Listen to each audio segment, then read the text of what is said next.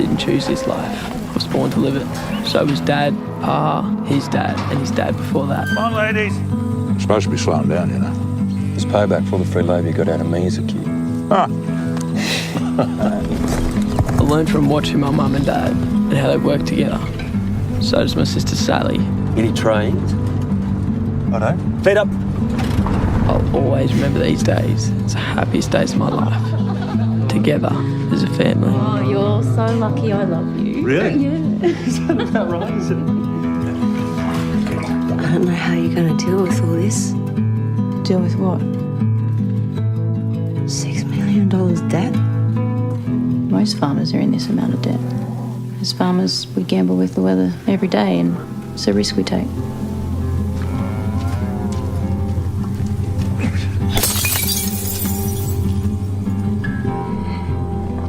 You have no idea what I'm going through. Maybe you should talk to someone. Oh my God, no, I'm fine. No, you're not, Alison.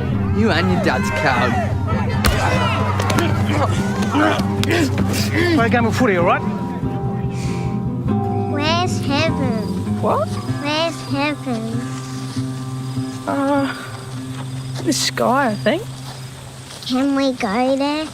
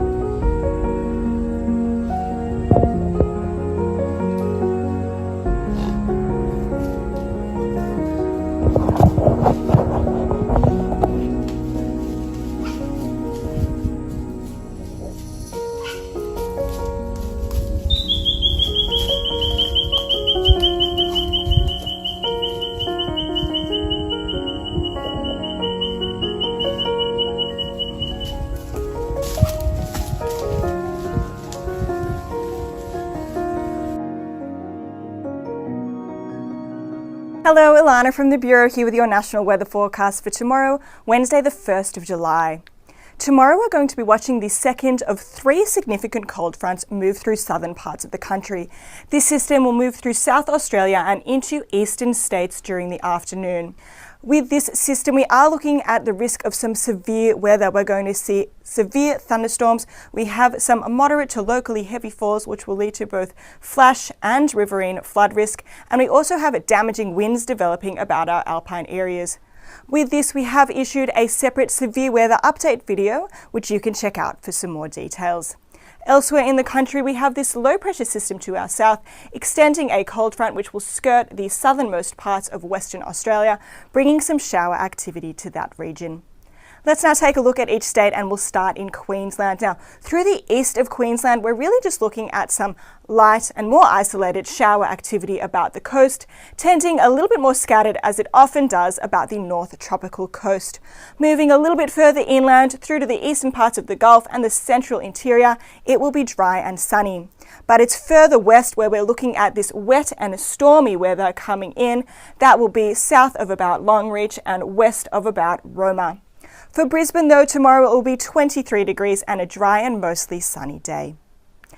Now let's have a look at New South Wales, which will start off with just some scattered shower activity through inland parts, but that rainfall is definitely going to increase in the afternoon, starting in the west and moving into central and southern parts. Now we are likely to see a band of organised thunderstorms coming through from the west and then tracking towards the east. With that, we have a severe thunderstorm risk. We could see some damaging, even destructive wind gusts. We could also see some large hail with storms. We're also likely to see damaging wind gusts developing about our alpine areas through to tomorrow evening. Now we can see here that with this system, by tomorrow evening, parts of the east are only really seeing some lighter falls. That does include for Sydney, which will see a dry start to the day, but could see some evening showers. It will see a top of 22. Canberra, however, will see a rainy day. It will see a top of 15. Moving into Victoria, where we'll see some scattered shower activity that is going to increase throughout the day as this cold front makes its way closer. We're going to see some widespread rain, increasing about the north and western parts and then extending through to central and eastern parts later. Here again, we have that risk of severe thunderstorms, particularly through northern areas of Victoria. It is going to be another very wet day through the northeast, and once again, we're looking at rain rather than snow. Also through the northeast, we have the risk of damaging winds developing about our alpine areas in the evening. For Melbourne tomorrow, it will be another mild day, and although it will miss out on the wettest weather, we could still see some showers most likely in the evening, a top of 17 degrees. Into Tasmania, where we have this northerly flow bringing some moisture. We've got widespread showers through northern parts, some scattered showers about the west, generally more dry through the east and south. For Hobart tomorrow, a partly cloudy day and a top of 15. Into South Australia, where this cold front is really racing through in the morning, reaching eastern parts through about lunchtime.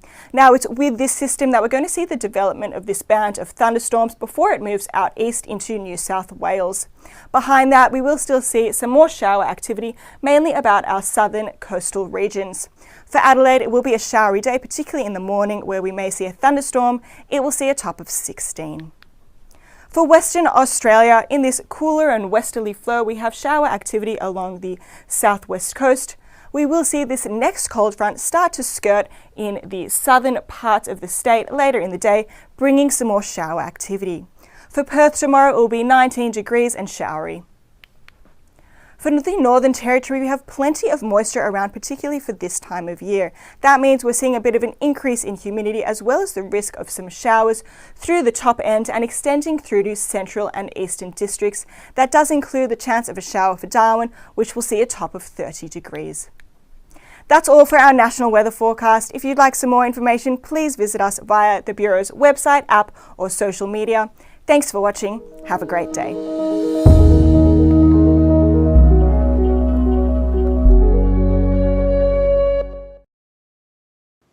And a very good morning. It's the hump day of the week. Nice to have your company too. We're on the Gold Coast where the Botox roams free. But it's a beautiful day here. It's beautiful. I don't like cold, by the way. We might be up at the Kosciuszko National Park before I know it. Then I'll know what cold is all about. Funny stories about cold, but I'll tell you one day. Probably not on air.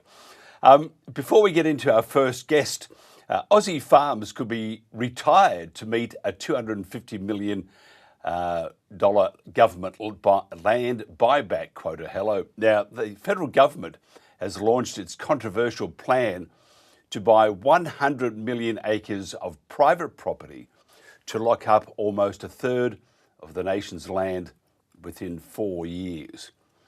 And you can see then why those on the land have been attacked by government.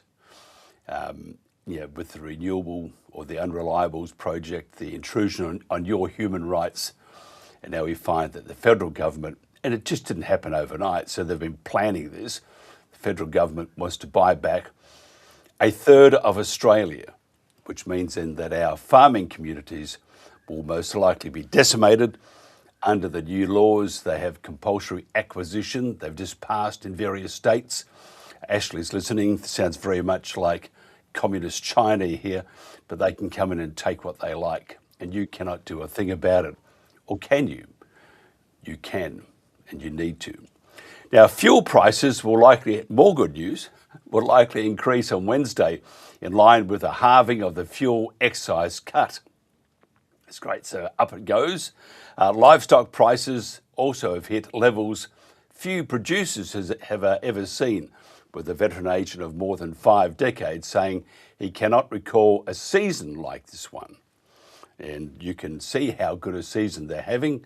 Just pop down to the local supermarket and you can put a mortgage on a lamb chop. It's shocking, isn't it? I mean, we have to share one sausage with 6 cats, a couple of humans. It's just terrible. But that's the cost of living in the lucky country. One sausage. It's amazing what you can do with 10 cents. No, I tell a lie. Where can you get a sausage for 10 cents? There's another mortgage.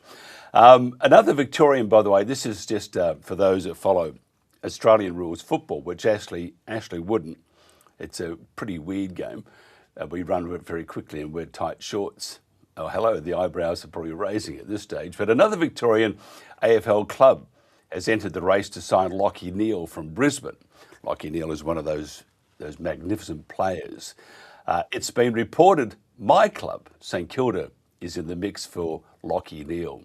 Coach Ross Lyon and General Manager of Football, Lenny Hayes, are going to meet with Neale this week. And wouldn't that be simply magnificent if Lachie Neale became a Saints?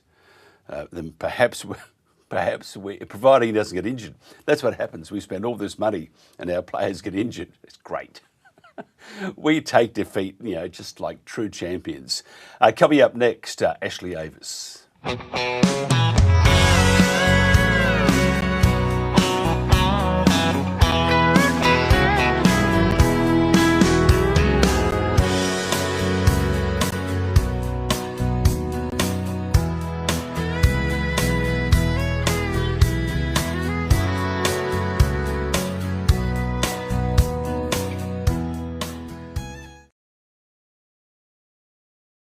Ashley Avis is doing Australia a great favour. She is standing up for our heritage against the shocking cull of Australian brumbies going on right now. Now, Ashley is an award-winning filmmaker, journo and passionate advocate. She certainly is. 2 trips in a week. Imagine those frequent flyer points. Obviously travelling at the pointy end at first class. She just collapsed. She is known for writing and directing Black Beauty for Disney, starring Oscar winner Kate Winslet and Mackenzie and the Critics' Choice nominated documentary Wild Beauty, Mustang Spirit of the West. In 2020, Ashley founded the Wild Beauty Foundation to bring a bold new voice to wildlife protection through storytelling, education and legislative advocacy. Her work has been featured in Time, Deadline and other major outlets, and in 2023 Ashley received a Special Congressional Commendation. And it's I've just got to say that magnificent job that the whole international community is now focused on the atrocities at the Kosciuszko National Park. Jack, take note. In addition to filmmaking, Ashley is a journo with Bylines in Rolling Stone, where she writes on the urgent need to protect wild horses and public lands. Her passions include developing new programs for WBF, documenting environmental injustices, and introducing children to the world, the beauty of the natural world. And at the moment, our natural world is highly unnatural. Ashley, this has been a quick turnaround. Great to see you. It's amazing. I get in, I'm sitting here thinking, I've got a pretty relaxed show today. Our guests cancel and we have you, and I appreciate your time very much. I'm just going to find that video if you don't mind. It was I think we couldn't play it prior to 6 a.m. It's past it now. So I want to play this video. Could you just set this video up for us before we get into the conversation? And probably a warning would also be appropriate. If you could just introduce this for us. Hello, we have you. Are you there, Ashley? Yes, I am. I apologize. Yes, in terms of the video content, we have been collecting evidence, and I would like to offer tremendous thanks to Kiki Schoberg, who is in the park and who has collected photographs and videos of what exactly is going on in the Kosciuszko and what the government has done and has condoned in this violent Brumby cull. These images and these videos are explicit, but they're very necessary to show the world what is actually happening. And so I ask anyone who is watching this, who cares about horses, who cares about animals, and who cares about transparency and the truth, to please have the courage not to look away, because this is the truth about what is happening in the Kosciuszko National Park. Hi everyone, this is Ashley Avis. We're here in Sydney, Australia. We're going to be attending the rally in front of Penny Sharp's office to demand the cull of the Brumbies be stopped. The evidence coming out of Kosciuszko National Park and the videos and the photos you are about to see, it's the worst act of animal trauma and terror and violence I have ever witnessed in my entire life. And this has to have global attention on it. We have to cast an international spotlight and to stop this horrific act of abuse against wild horses in Australia. This can never happen again. And so the world is paying attention. Penny Sharp, Jack Goff, Chris Sims, you have to stop this. This is Ashley Avis. We're here on the ground in Australia, and I wanted to share some images and videos that were taken this week during the violent Brumby cull that is occurring right now in the Kosciuszko National Park. Be warned that these images are violent and disturbing, but it is critical to understand what is actually going on here and what the government is condoning as humane. This cull has to stop before these wild horses and their families are lost forever. This is the voice of the Honourable Emma Hurst of the New South Wales Parliament. Bodies riddled with bullet wounds and pregnant mares shot. This is the brutal reality of this Brumby shooting program. The government has repeatedly defended this program, but these images show the truth. An absolute bloodbath with terrified animals suffering horrific wounds and aborted foals. These are the images and the reality of this killing that the government never wanted the public to see. These photos should stop this program in its tracks.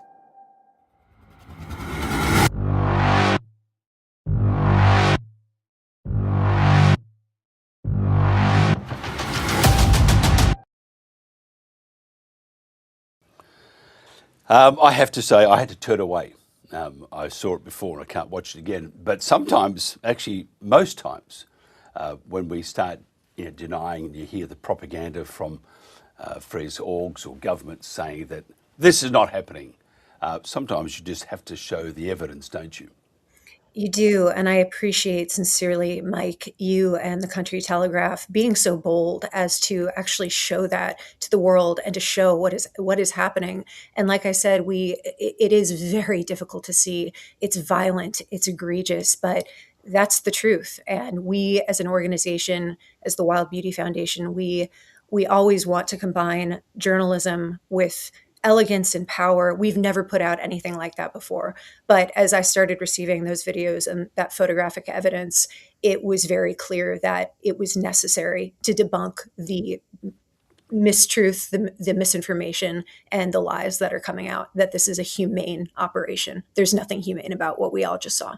No, and we have, it's interesting, and we are digging deep, by the way. We are finding all sorts of things out, that the Invasive Species Council, who have enormous pull with the New South Wales government, and the Invasive Species Council says that what we're saying, what you're saying is, as I quote, it's all bullshit.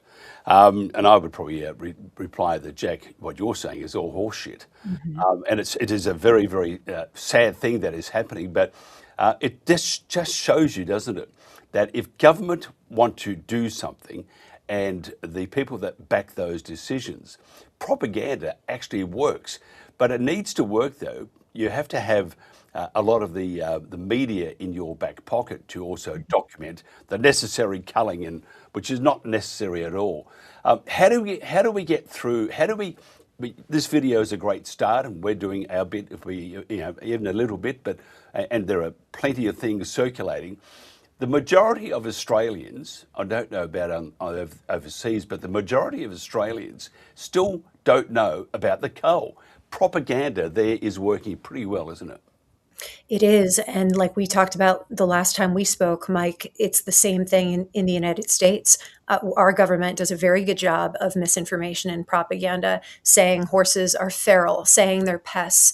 It's that repetitive language that psychologically starts making people look at something that should be horrible and should be egregious and violent and saying, well, I guess that, I've heard this enough times, that must be right. That must be normal. My government isn't lying to me. My government would never condone an operation that is violently traumatizing and massacring wild horses. How could that be? And I think we all have to start standing up and looking at this for a moment, looking at the beauty of these horses and the violence of this, and having the courage to speak out, because silence and inaction is complicity. And looking at the Invasive Species Council and looking at that messaging, you look at the reporting that they're doing and the op-eds that are coming out, and there's this mockery of anyone who is standing up to oppose them, a belittlement of people that are speaking out to say, we'd like transparency. Why would that be wrong to request, to demand transparency? And starting to look at, a leadership that is clearly very flawed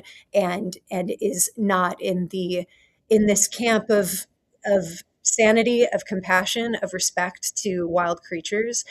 We have to look at this and also, tell the Invasive Species Council, Australians, citizens around the world, we're not stupid. The numbers don't add up. And so stop lying to the general public about what is going on in the Kosciuszko National Park. Yeah, I totally agree. Behind us, we've got to pick some horses in the park itself. One of the things that Jack Goff said, he said that something. I mean, not the exact quote, Jack, if you're thinking about lawyering up on us, is that that basically it's emotive. And he understands that people are upset, but we have to do this. We have to kill these horses. We've had Peter Cochrane on, who, of course, in good government fashion and good almost WEF fashion, they slur before they can provide evidence and a proper argument. They slur the person. And Peter has come under a bit, especially on the socials and from various departments, come under a bit of flack, as we would say. Peter said he thinks there are about 800 Brumbies in the national park. That itself is, they're achieving it because they don't want, the Invasive Species Council don't want horses in our native, inverted commas, native wild, parks and stuff, because it doesn't represent the native, the native animals that were there before we were first settled. What it seems is that they want to take us back to the past before the white man got here, so that therefore we have this pristine, terrain and parks and stuff. And you just heard on the news that the federal government's going to buy back 1/3 of Australia, and they want to convert it back to what it used to be before white men got here.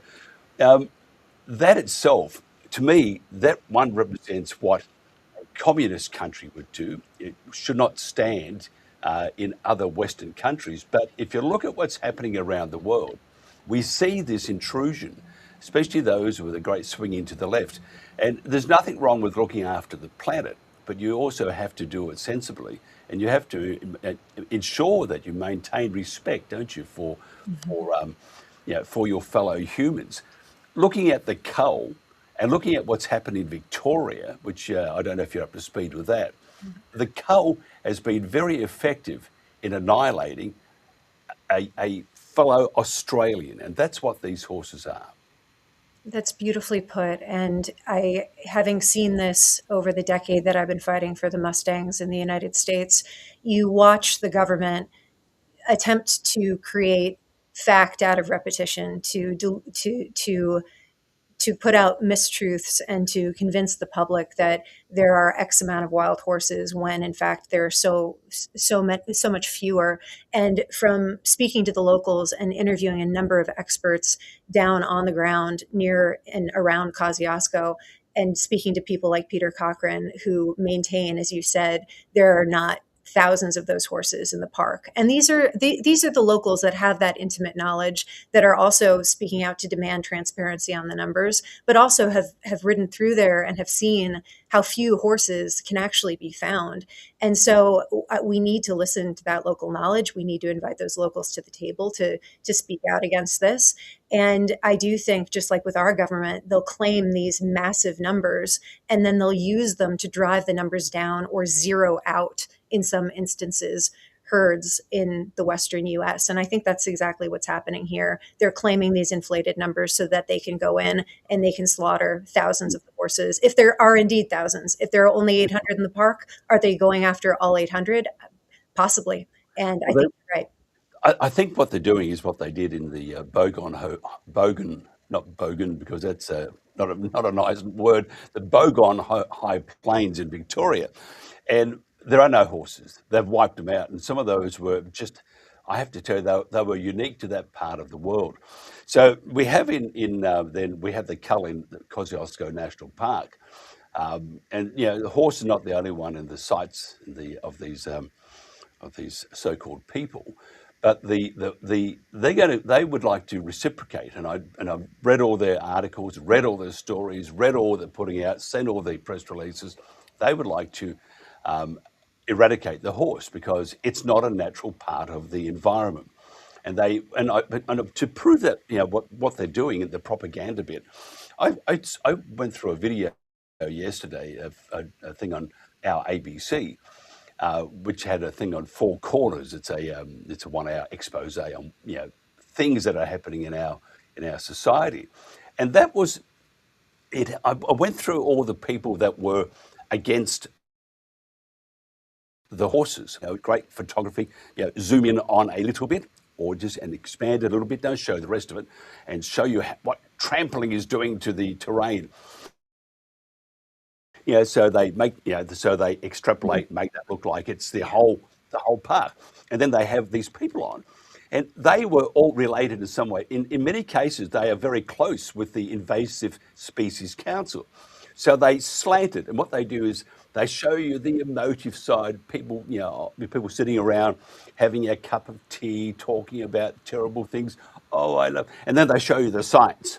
The science says that, sure, we understand that you're going to lose your horses, but what we're going to do is we need to show you the science. And so the whole report is so out of balance, so slanted towards that these people that are saying the horses, and these people have been in these areas all their lives, and they're saying that these people know nothing. We know it all. And you have to look at say, for example, the rural sector in Australia. We have governments doing exactly the same thing. You don't know what you're doing.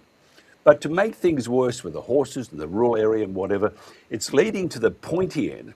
And we've seen part of the pointy end now. They're going to take back, at this stage, 1/3 of this country. Now, can I just ask you, I know it's not talking about the horse, but it's all tied up.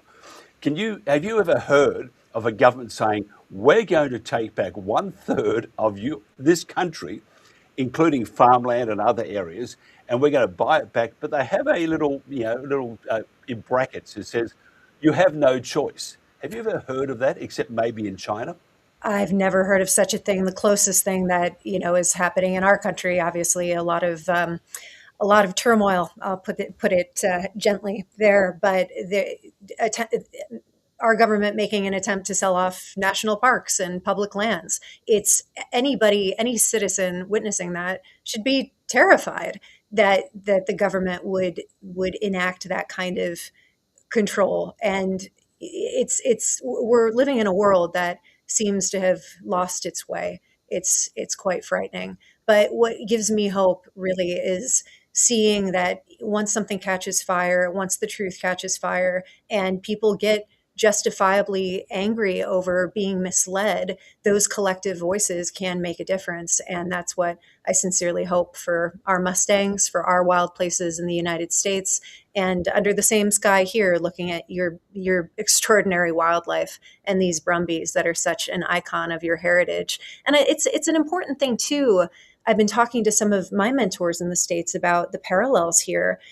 Looking at the brumbies, they've been here for over 200 years. How are they assimilating into the landscape? You know, horses, through their manure, they distribute seeds. There are a great many very good things that wild horses do for the landscape. Why are we not assessing that in parallel to looking at what the land can indeed sustain? Because they're already coexisting with a number of other wild species. It's not like people let out a bunch of horses 20 years ago. They've been there for a very long time. So we also need to be asking questions in removing them. How is that going to disturb the ecological balance? And why is that not part of this conversation? A humane, intellectual conversation versus one of mockery and belittlement, which seems to be the status quo for how the Invasive Species Council really is. It's interesting. Jack Goff, and he a terrible name, Jack Off, because we have a Jack Goff. Sorry, we have this Australians sort of run words together. So we don't move our lips many times, which you probably noticed. What was that? What did you say? Sorry, but I understand because I worked in broadcast in the States, and my first gig, they said, "Love your show, but have no idea what you're saying." But I'm just looking at the sort of lost myself here. That's right. The propaganda they push, and it is absolutely. I find it incredible that we have such barbaric a barbaric position in our society in Australia because we're not. This is not who we are. There's many who don't know, but this is not who we are. Your rally today is going to be very important. I presume Penny Sharp is providing lunch for you guys there? Oh, wouldn't that be lovely to have a civilized conversation? We can all sit down over some sandwiches and discuss, what can actually be done. Maybe some humane management solutions for the horses that don't include gunning them down by helicopters. That would be quite a nice start, wouldn't it? Tell us about the rally, what time it starts and all that, and when it finishes. And actually, so we've said Penny Sharp's office, but I don't know where Penny Sharp's office is. Well, we're about to find out ourselves. We're actually about to go start filming. We're going to be interviewing the Honorable Emma Hurst today prior to the rally, and then we're going to proceed to joining the advocates for this rally, from what we understand, in front of Penny Sharp's office at noon. So we will be updating in real time as we go through our social media channels about exactly where that's going to be. But we'll be filming it, and then we're going to be proceeding with continuing to document events surrounding this call. Can you, one more thing, actually I could probably do 1,000 things, I mean I talk too much, but why the sudden interest in eliminating horses, not only in Australia but the US and also the UK with the Dartmoor ponies? What I do see, and this is where the disruption to the truth is, what I do see is that it's all about saving the planet. It's all about environmental, with these terrible things. Now, the Poms want to go back to, get rid of those Dartmoor ponies. Well, they're in swamps and marshes and stuff, and they want to go back to whatever they want to do. I mean, I've always thought that we should look after our planet, but this seems to be, and it is also documented by many thousands of journos around the world, that this is heading towards a 2030 agenda. And you have WEF and the United Nations, and that great Klaus Schwab quote: "You'll have no money, but you'll all live in houses or something like that, and get a wage, but you'll own nothing." It seems to be pushing that way. And I look at your president, Donald Trump, who I actually thought was pretty good until he got in, and they're all falling into lockstep. Just quickly, your thoughts on this 2030 agenda. Are we heading to that? Look at what's happening in Australia. It started off with a third. Within 4 years, 2030. It's a collective of governments around the world that want to take away what makes us people. How would you, I mean, and that's getting rid of the horses, getting rid of cats and stuff like that. How do we as a collective say no to that? Because against government, it's very, very hard. We all have our different skill sets, whether you're a writer, a journalist, a photographer, someone who's compassionate, someone who's able to market something in a truthful way. You're an educator, a school teacher, someone who works with children. We all have to figure out what tool do you have to aid to this fight? Because, and the term that we keep, the phrase we keep saying since we got down here is compassion has no borders, compassion for animals, compassion for our wild places. We're going to lose this if we don't do something. And voices and teamwork, especially, that speaks volumes. And we can't be silent. We can't be complicit. And by having the courage, like you just did, Mike, and everyone who works at the Country Telegraph, to actually play the video that we created and launched this morning, to play that, to get people to look, I think we all have to have courage and collective courage to stop these atrocities. And it is frightening, especially with horses. There is something I was actually saying last night to my husband and producing partner about this strange psychology of why horses are targeted. They embody strength, they embody spirit, they're very beautiful animals, and I feel like there's this very bizarre attack on something that represents perhaps what those in opposition to their existence perhaps do not have. And we're seeing this, as you said, in the States. It's happening to the Dartmoor ponies. It's happening here to the Brumbies. And they're a smokescreen for something larger. In the States, for us, they blame the wild horses for land degradation when it's in fact tax-subsidized livestock grazing. You have millions of cattle and sheep destroying the rangeland. The BLM's own data says 70% of rangeland degradation is done not by wild horses, but by livestock. Less than 1% by wild horses in combination with livestock. That's the data in our country. And yet our government continues to say wild horses are feral and they're the ones creating all of the destruction, when their own data says that that's not actually the case. So what is it about the Brumby here? Looking at projects like Snowy 2, looking at other things happening in the park, it's not just the horse creating a problem. Why is there this fixation? To me, it's a smokescreen for something larger. And I'm glad that your team is digging into that, as we are, and a number of other journalists. The truth has to come out here about why this is occurring.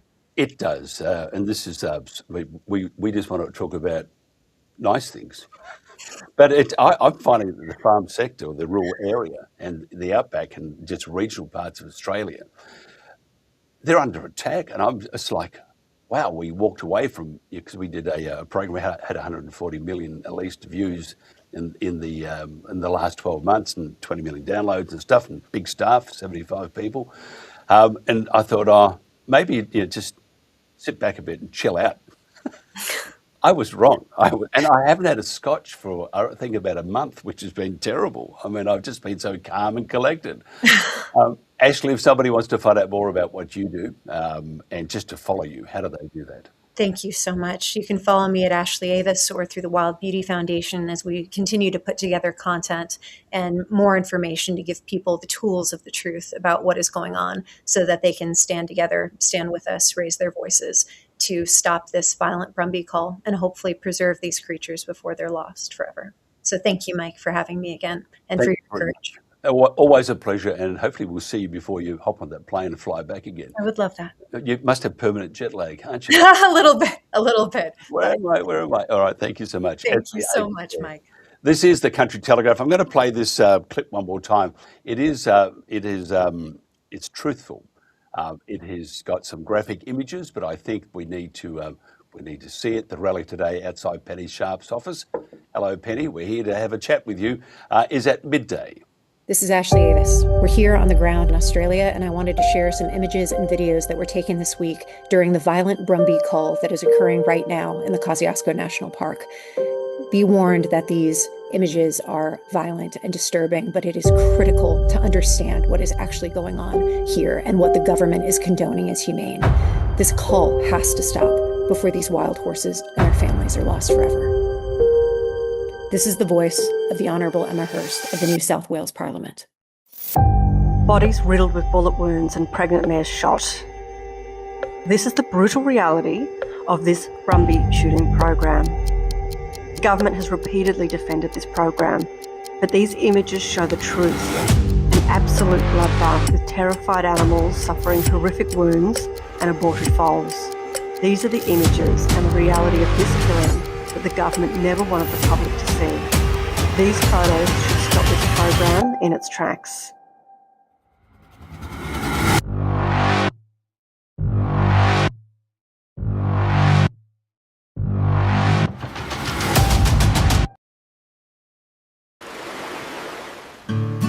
Give a hoot, don't pollute our great oceans. We must remove these garbage wind turbines that threaten our wildlife and fisheries.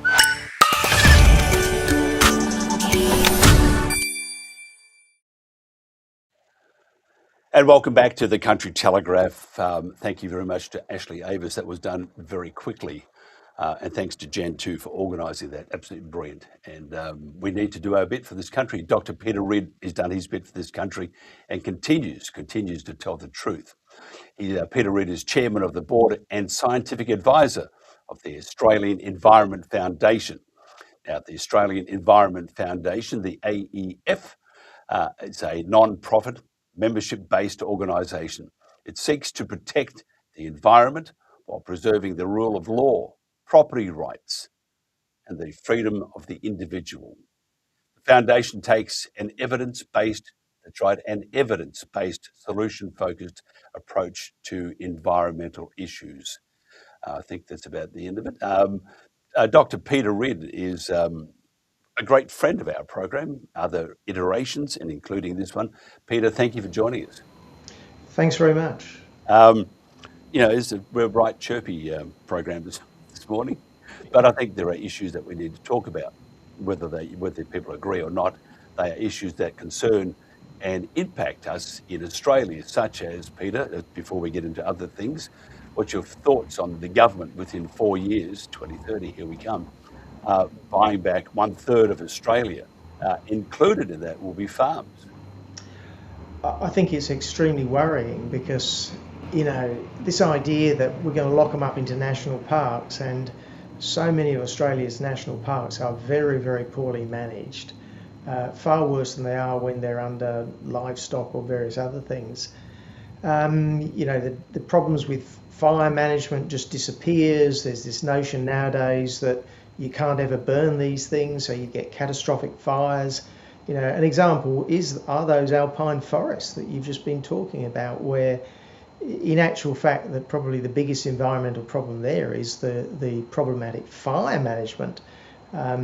So you can it's a nice idea to have all these wilderness areas, but actually a lot of these wilderness areas are better off under private ownership than under national park ownership. Converting forestry areas over to national parks, this doesn't always make sense. The foresters are usually much better at managing these things than the national parks are. So I think it's a huge problem. It's a huge grab. There's a land grab going on, a property rights grab going on around Australia. It's not just the 1/3 national parks.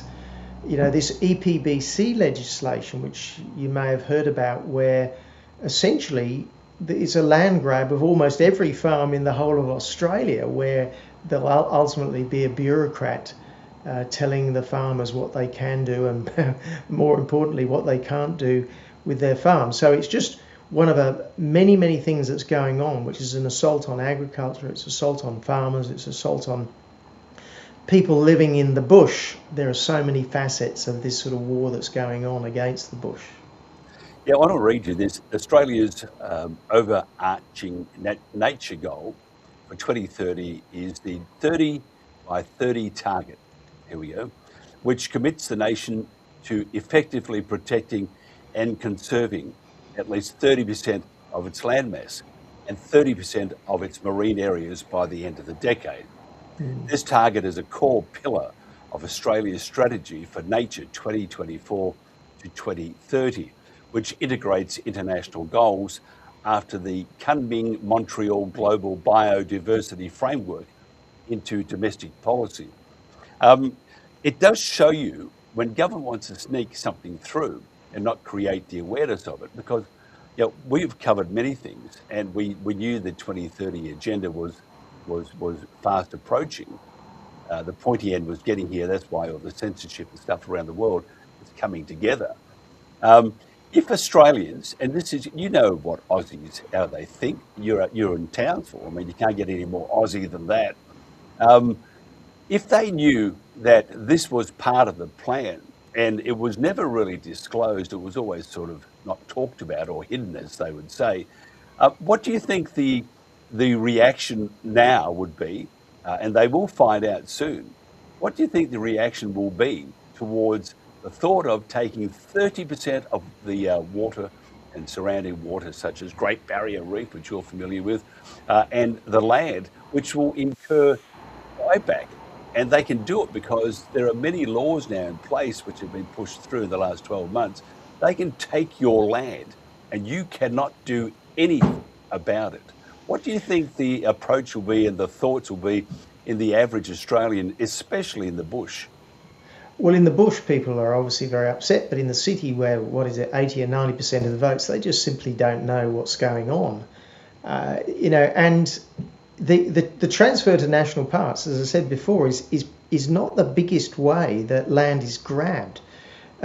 Regulations and red tape and the latest federal government EPBC legislation, which overlays a huge number of extra rules on and incredible ministerial discretion, so that the federal minister is able to have incredible discretion on what's going to go on in just about every block of land in Australia. So they don't even need to buy the land back. If a farmer gets a bit of cash and he has his land converted to national park, well, at least he wins. Nobody else wins, but at least he will win. So, but if they just put regulations on that, and well, he basically has his ability to make a buck out of it removed. Then you have, say, the fisheries areas. We've almost closed down our fisheries in Australia. We now import around 70% of the fish into Australia because we've closed down our marine areas. We've closed down our fishing areas. We just closed down just last year the Gulf of Carpentaria gillnet fishery, supposedly to save the Great Barrier Reef. And I don't, just think of the geography here. You've got Cape York Peninsula, you've got the Gulf on one side, you've got the reef on one side, on the other side, and they've closed down the gillnet fishery on one side to supposedly save the Great Barrier Reef. So where does that fish come from now? Well, we now need to import it from Thailand, where there's zero environmental regulations. So I don't know. The problem is that the average person in the city just does not know what's going on. The idea of national parks kind of sounds like a really nice thing until you realise just how badly managed they are. And then there's all the problems with the, essentially they become indigenous areas in a lot of areas, especially up in Cape York Peninsula. So then they get locked out from people. People basically can't get into most of the areas of the national park. I think if people finally start to realise what's going on, they will oppose that, and also realise that actually a lot of our agricultural areas are pretty well managed, especially the grazing country. They can't afford to allow those to become too degraded. But as I said, most people in Australia, they don't live in the scrub, they live in the city. Yeah, I totally agree. The Invasive Species Council, who I don't think I'll be getting a Christmas card this year, which is quite disappointing. Thank you. You can always buy me a bottle of whiskey instead. Put glass in it, of course. Their website reads like a horror story, and there's a whole bunch of we have to make sure that we get rid of. One of those is all these grasses. Can you tell me? You obviously had a quick look at the website and the things that they want to achieve besides getting rid of the invasive animals, invasive plant life, invasive probably people. When you and I are in trouble, we'll be on the first boat to anywhere.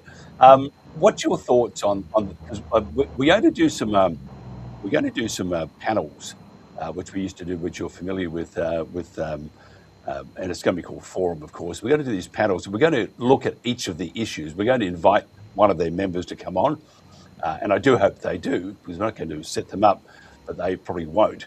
And we're going to discuss all these things and the quasi-scientific approach or the quasi-scientific evidence that's there. What's your thoughts to organisations such as the Invasive Species Council, which probably started from a good place, but at the moment, as Jack Goff would say, it's all bullshit? Well, yeah, I mean, invasive species is a really genuine problem. It's a monumental problem in Australia. Nobody can dispute that. It's, in my view, probably the biggest environmental problem that we face. But you look at some of the things that are going on at the moment, like buffel grass, which is, essentially, is it the most important grass for grazing in Australia? I think it probably is. And they want to declare it as a weed. Now, yes, I can see that in some areas it can be a problem, but it's like the horses you were just talking about, it's been here for a very, very long time. Why is it they're picking on alpine horses and buffel grass when there are hundreds of other extremely important things which don't have the other, the incredible economic value that buffel grass has? Now, when you read their website, they say, oh, well, the listing buffel grass as a weed of national significance doesn't stop graziers using it. But, once you start to list something like that, that may be a technicality, but it can easily change very, very quickly. Why is it they're picking on something like buffel grass? They're claiming, well, it causes problems in the national park. Well, okay, if it's causing a problem in the national park, then eliminate the buffel grass in the national parks. Don't then make it a problem for every grazier who's got a bit of buffel grass, especially those that may be in the vicinity of the national park. You need to try to exclude it there.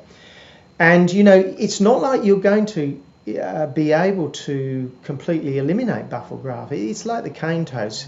You might not like it's come in, but it's been here for a very long time.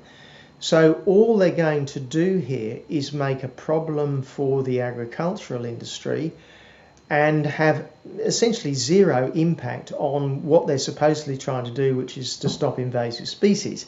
There should be more effort stopping more invasive species coming into Australia, or deal with some of the really terrible noxious weeds that we have, in all parts of Australia. That would be a better activity. And you just kind of wonder why they're worried about alpine horses, where actually the biggest problem in the alpine region is improper fire management, where you get these horrific hot fires go through and destroy the alpine forests. They'd be better off concentrating on things like that than the brumbys. They'd be better off picking on, I don't know, Siam weed or lantana or, quote, another 100 things which are not stock food, rather than focusing on buffel grass. I don't quite understand why they're picking on these things rather than other things. Maybe buffel grass is carnivorous, and I've noticed a few people disappearing of late, just the shoes left behind. And I'm being ridiculous, but I do think the approach from organisations such as the Invasive Species Council, bullshit. I do think, though, that we're sort of caught up in our own frenzy, in our own panic, aren't we? Yeah, but as your previous interviewee said, it's as though there's a little bit more to this than there's a bit of ideology seems to have crept in here. It's dressed up as science, and look, I've got to admit, I don't know the full story about brumbies in the national parks, but I see how they've mismanaged the national parks for fire regime. Just terrible mismanagement. We got a national park up here called 40 Mile Scrub, right? It's an interesting sort of low scrub on the basalt country. It's quite highland area. The fire management just was let go, so they didn't manage the fire. They didn't put continuous cool burns through the way the Aboriginal people would have done. And a very, very bad fire went through, and essentially it destroyed it. Large areas were just killed because a very hot fire went through. And now the place is full of weeds. So they claim that they're managing these things scientifically. The idea of, you're not going to get rid of buffel grass, but they're picking on it. So you just kind of wonder whether there's an anti-agriculture, certainly an anti-agriculture slant to this. I've seen it on the Great Barrier Reef, which is something which I've worked on for a long time. I've seen many so-called scientists say that they see no future for agriculture east of the Great Dividing Range, adjacent to the the Great Barrier Reef. So that's everywhere north of Bundaberg, right up to Cape York Peninsula. It's 2,000 kilometres. They will actually say they see no future for agriculture, which is just staggering. And you wonder whether these people, think, where does your food come from ultimately? And we're not talking about serious environmental damage. North Queensland is one of the most beautiful environments on earth, and they want to remove agriculture. So it's all a very, very strange thing that's going on. A lot of this seems to be hatched in the universities, where they have this idea that Australia must be devoid of people, and that is not the case. Australia's had people here that's obviously the Aboriginal people have been here for God knows how long, and that has developed the environment that we've got. You actually can't take people out and just leave national parks by themselves, which is what is often thought that they can do. And a lot of the university academics will say, no people, no fires, nothing. You actually don't go back to a 40,000 years or whatever the number is nowadays. You go back to something else, that you do need the people in those areas. They do need to be properly managed. And I don't think we often use proper science to do that. And that may well be the case with the alpine brumbies. I'm not exactly sure on that one, but it's certainly the case in many other areas. Yep. We could talk about many other things. We are running out of time. They cared about the planet because they're trying to save the planet by destroying it. You just got to look at your back door with the Great Dividing Range. The thought process, obviously, to put these monstrosities up, really didn't consider the natural environment, because it's going to decimate it, especially if you have a fire. How do we put that out? Well, we can't. And one more final thing, just in a very quick answer. How's the reef? Oh, the reef is brilliant. I just looked at the statistics which come up. They put them up and they were going to announce them in about a month's time, but I've actually looked at them already. The reef looks like it's 6 years in a row where every one of the last 6 years has been high, more coral on the reef than any of the previous 35. I've just seen a couple of people, they're working for the climate change and that sort of garbage people. They're hanging by their fingertips off the balcony after you said that.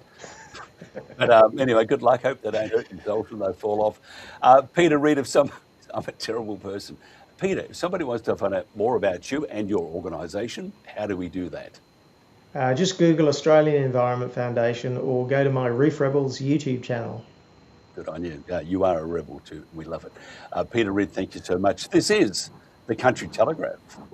Australians are paying more and getting less. Energy security is economic security. Economic security is national security. We sit on vast reserves of coal, oil and gas, but we are not fuel secure. Policy unmoored from physics and economic reality has turned an energy-rich land into a decadent state. No sector is being asked to bear more than agriculture and regional communities. We are willfully turning a rich nation into a poorer one. To keep Australia prosperous, sovereign and free is our duty, and in an uncertain world, our best defence.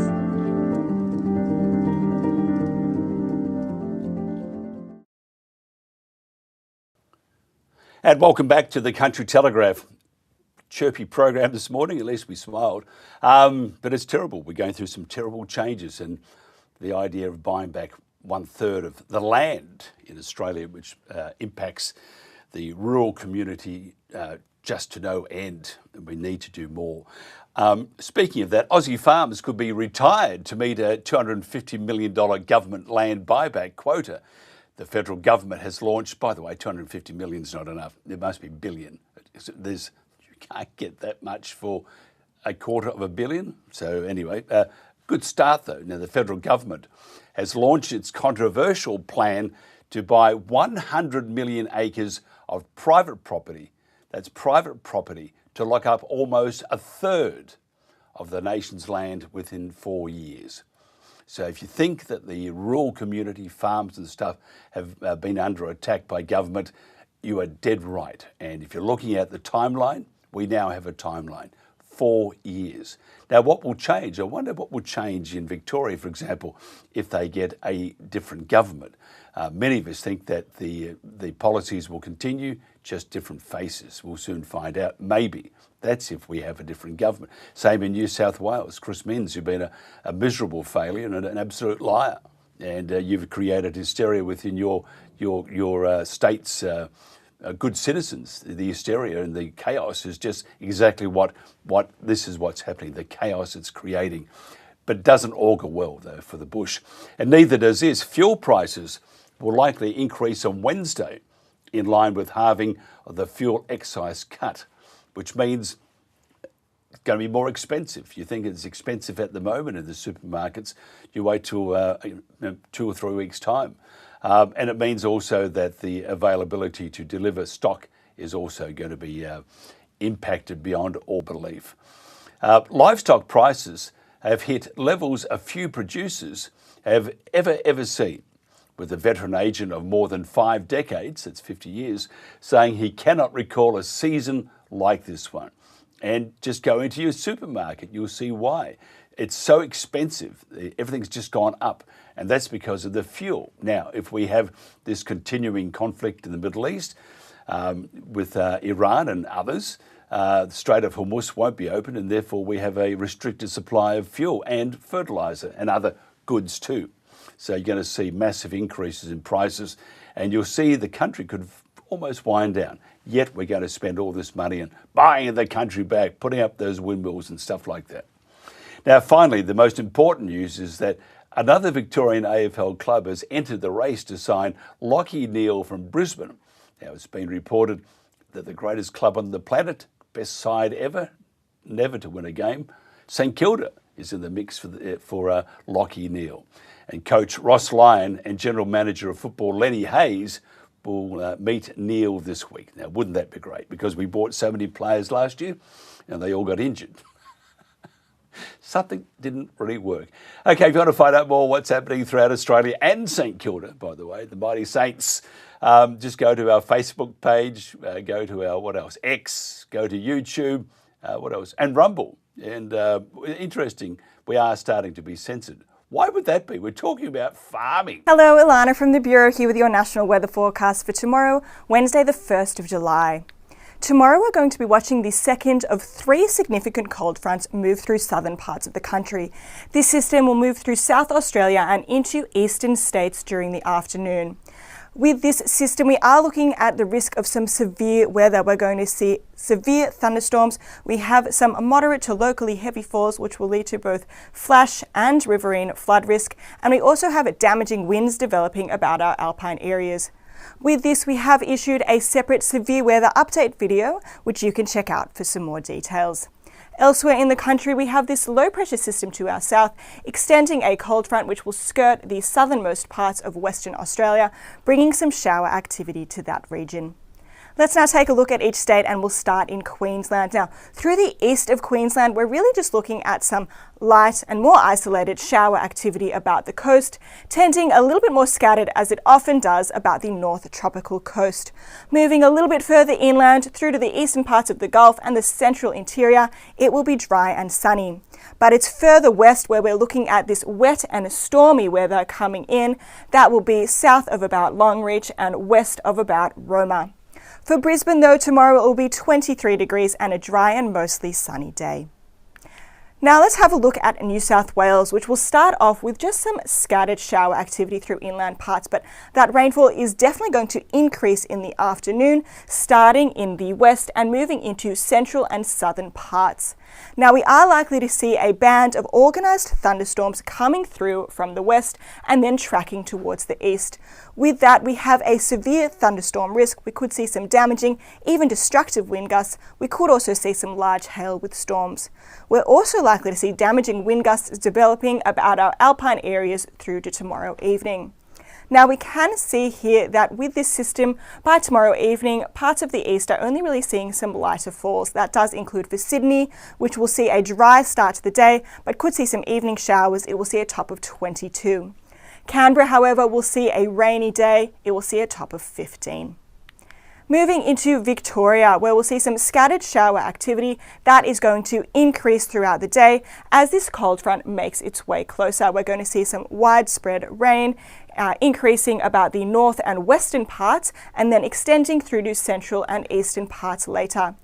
Here again, we have that risk of severe thunderstorms, particularly through northern areas of Victoria. It is going to be another very wet day through the northeast, and once again, we're looking at rain rather than snow. Also through the northeast, we have the risk of damaging winds developing about our alpine areas in the evening. For Melbourne tomorrow, it will be another mild day, and although it will miss out on the wettest weather, we could still see some showers most likely in the evening, a top of 17 degrees. Into Tasmania, where we have this northerly flow bringing some moisture. We've got widespread showers through northern parts, some scattered showers about the west, generally more dry through the east and south. For Hobart tomorrow, a partly cloudy day and a top of 15. Into South Australia, where this cold front is really racing through in the morning, reaching eastern parts through about lunchtime. Now it's with this system that we're going to see the development of this band of thunderstorms before it moves out east into New South Wales. Behind that, we will still see some more shower activity, mainly about our southern coastal regions. For Adelaide, it will be a showery day, particularly in the morning, where we may see a thunderstorm. It will see a top of 16. For Western Australia, in this cooler and westerly flow, we have shower activity along the southwest coast. We will see this next cold front start to skirt in the southern parts of the state later in the day, bringing some more shower activity. For Perth tomorrow, it will be 19 degrees and showery. For the Northern Territory, we have plenty of moisture around, particularly for this time of year. That means we're seeing a bit of an increase in humidity as well as the risk of some showers through the top end and extending through to central and eastern districts. That does include the chance of a shower for Darwin, which will see a top of 30 degrees.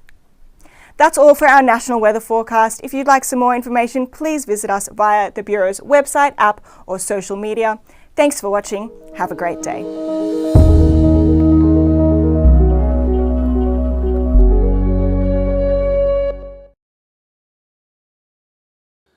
And welcome back to the Country Telegraph. Before we just have a quick chat or a conversation with Ruth Forrest, MLC, I want to play you this story. It's a short story of what some of the things that are affecting Tasmania. This is one of them, and I think it's very, very, very inconvenient, will impact the state, and I don't think we need these data centres. It's the new plan that has quickly become the talk of the town. And we're very concerned that it's come so close to approval with so little community consultation. Tamar Valley residents gathered today to discuss a bid by Firmus Technologies to build an artificial intelligence factory at Bell Bay. The community is concerned because they don't know anything about the application. It's a 700-page application which is very detailed. And there's just over a week left for the public to have their say. It's just fair for the community. They've invested in this place. They own property in this place. They live here. They should be listened to.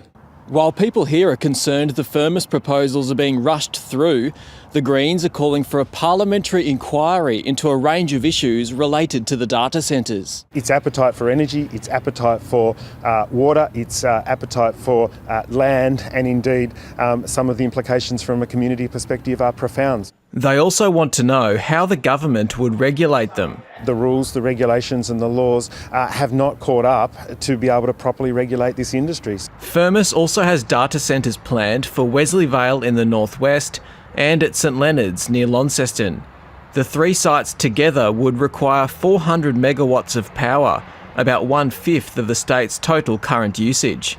The government appears enthused about the prospect of new jobs and undaunted by the energy requirements.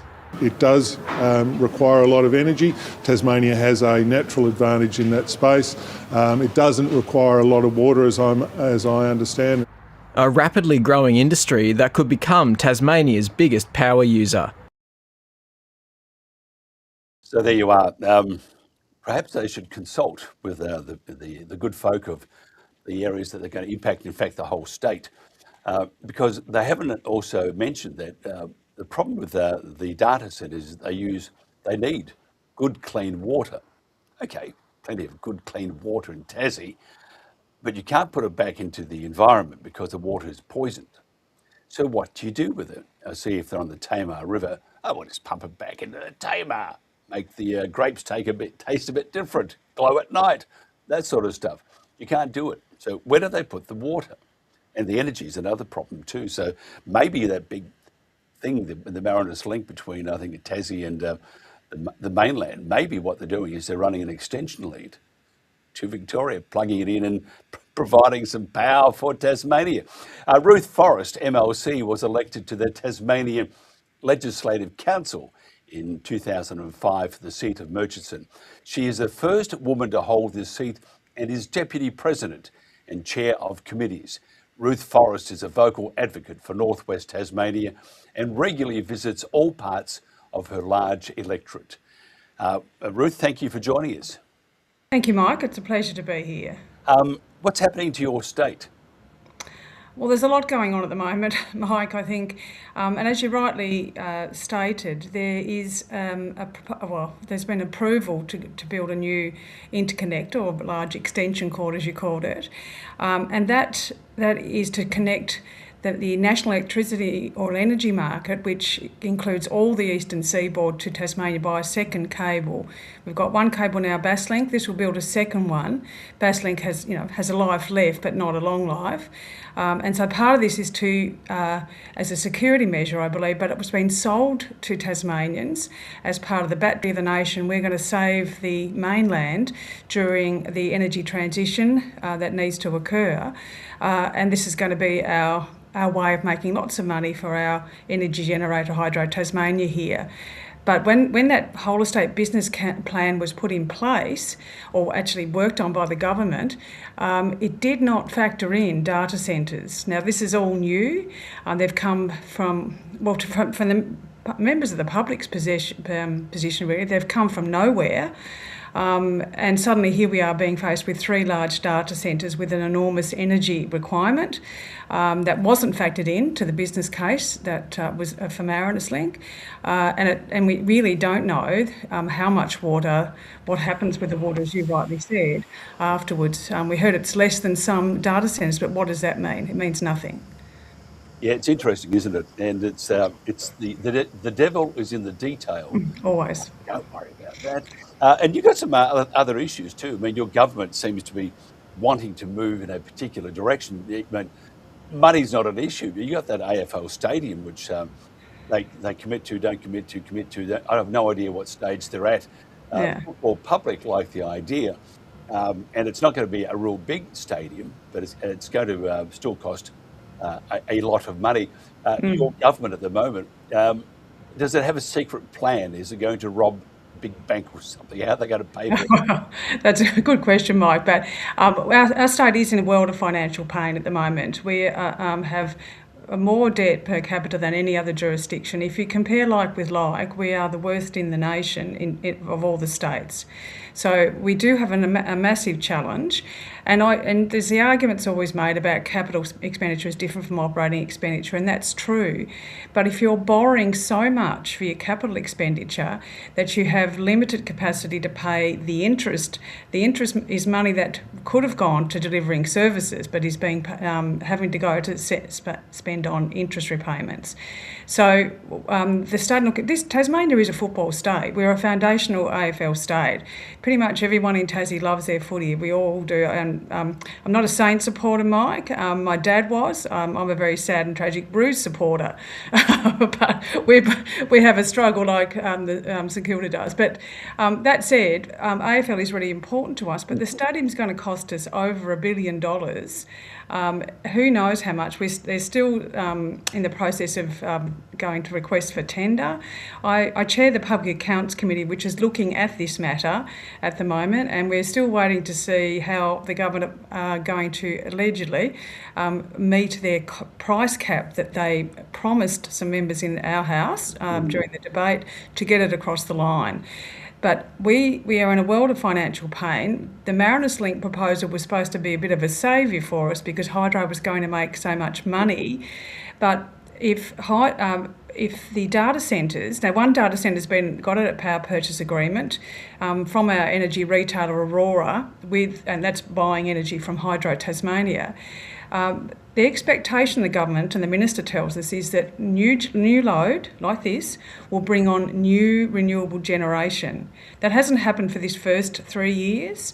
I did ask the minister the other day what happens if they don't find new renewable to hook into in the subsequent 3 years, and they've got a plan for that. But we don't have any real plan that guides these decisions, and that's what's really concerned our communities. I know there are many people in the Parliament who are very concerned about that. Just the data centres, they're they're building one in Utah. You think we've got problems. The one in Utah is 104 kilometres by 104 kilometres. That's how big it is. And they have also some very sneaky laws there that you can get things through without full disclosure. What's the... Because the data centres, I think in this day and age, we all need the extra oomph and the ability to do things as we expect the internet and the IT world to do. Having said that, there has to be, in my opinion, my humble opinion, there has to be to destroy a particular part of Tasmania to put in some data centres. I think that's sort of cutting off the nose. Philosophy, and I think we need to revisit it, because you have to ask, first of all, where do you get the power from? And secondly, what do you do with the wastewater? Yeah, and it's actually a bigger problem for Tasmanians, particularly in our rural areas, Mike. I think we all rely on data storage, and we will increasingly use AI. I'm not saying we shouldn't be doing this at all, but we need to do it in a structured and planned way. If there's new renewable generation that needs to be brought on by these new data centres, a new load, then that requires often new generation and new transmission.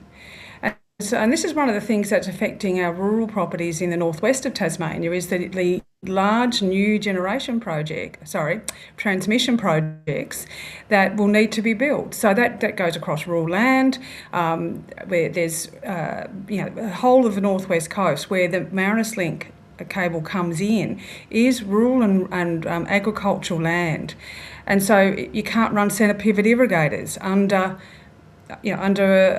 these big transmission lines. And then there's the water argument. We know water's precious, and yes, Tasmania has got a lot of really great water, but there is competing demands for it. We have a very high level of agriculture that requires water, and most of it falls, not all of it falls from the sky originally, and we do have a good rainfall. But there is other demands. There's hydro uses water to generate power. We have the irrigation programs that are all through and actually enlivened some parts of our state that weren't good for they're just good for pasture and grazing, but now they're good for other growing of crops, etc. And so there's a whole range of challenges, including what flows from these decisions, not just the building itself. So it's the transmission lines, it's the extra generation where, what is it? Is it new wind farms in sensitive areas? We've got some pretty sensitive coastlines here with a lot of migratory birds and that sort of thing. So if we're talking about bringing on 400 new megawatts of energy to support the data centres alone, that's nothing else. No decarbonisation of our transport sector or our industrial sector. It doesn't count for perhaps hydrogen or other things coming in into the market as well. And the Mariners business case relied on 800 megawatts of new renewable on the island to make that stack up. So that's a huge amount of new renewable that needs to be built on the island for hydro to make the money we need for our state. They're a critically important business for our state. And of course, the consumer or the good folk of Tasmania will become second-rate citizens in many cases, because first choice will be make sure that these centres continue to operate, because you can't turn them off and on all the time. The other fallacy is that it creates jobs. It may create some jobs building it. Once it's running, you need a man and a dog and probably a cow to maintain it. So it's not going to create any long-term work, is it? Well, they do tell us there's perhaps more employment in the data centres. Obviously, during construction, there's always jobs, but we need to see the detail on that. But we do know, like for example, building new wind farms, new solar farms, new transmission lines. Yes, there's a lot of employment while those projects are underway, but the amount of jobs they create once they're built is very small. And the legacy that they leave, like the large swathes of transmission lines, etc., they're there forever.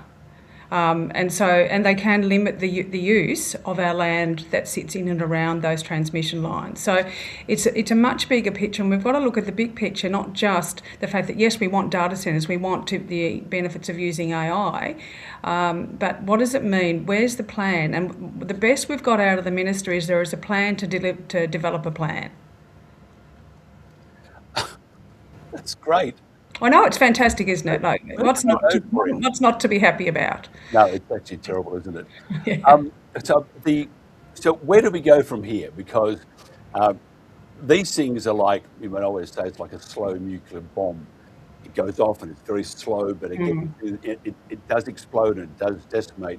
Where do we go from here? How do we bring in the accountability? How do we bring in the consultation? You saw that clip I played before from the Tamar, it was given to us by the Tamar Business Development, what they call themselves. I forgot the name. Anyway, it was.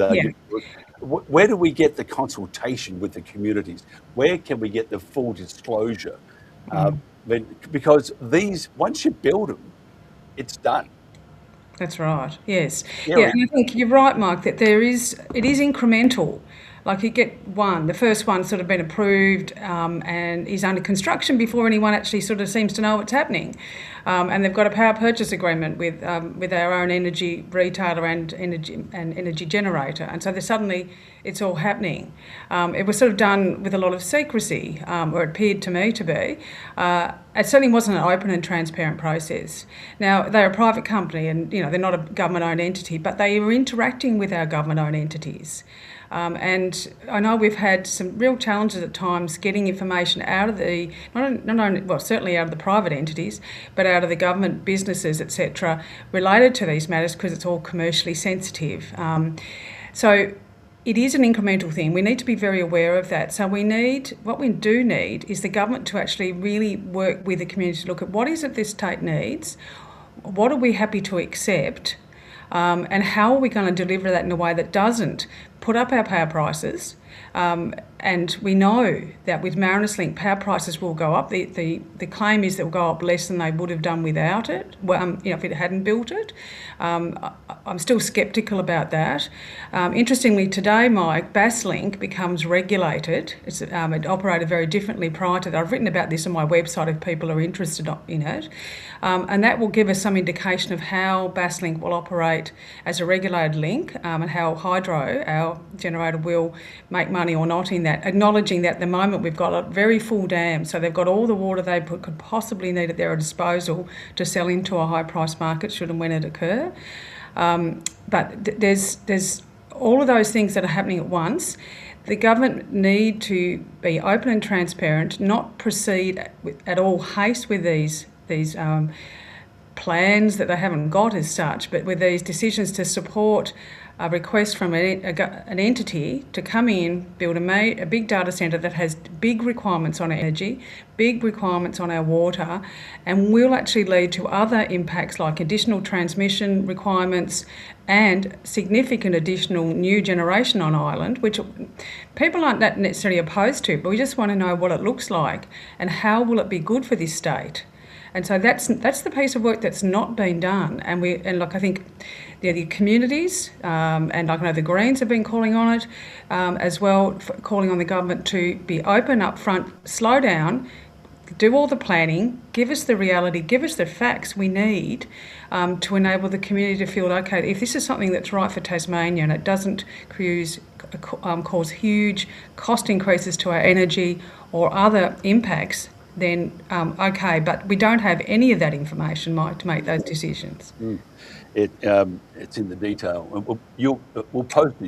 You'll get it in the mail. But Fortunately, a lot of Tasmania has trouble getting mail too, and banks. We do indeed. We are letting down our citizens, aren't we? Well, I think in many respects we are, because this government in Tasmania talks about being the most open and transparent government. I mean, if you've watched the Tasmanian Parliament and the state in the last 6 months, you would see it's anything but that. It's been full of secrecy. It's been full of not being completely honest with the people or honest with each other even. And we've got ourselves into such a financial difficult position, and that's been over the last 12 years since this government's been in power. Every year they've spent more than They refuse to talk about how they can turn that around with pulling all the 3 levers they need to. And I know no one wants to talk about tax reform, but we need to talk. If someone's going to be an international agent is going to be using our resources, then perhaps they should be paying for that privilege. You know, there's a whole range of ways we should talk about this, but not even talking about it means we can't have an adult, grown-up conversation about this and look at how can we get our budget back on track so that when the services that people need can be delivered. And yes, we can have the nice shiny things, and maybe we do need we do support a data centre here in Tasmania, or an AI factory is what it is more than a data centre, because that's in our best interest. But no one knows the answers to that, so it's a bit of a mess. And then the question of privacy, but it's not the conversation we'll have otherwise, and I'll be here till lunchtime.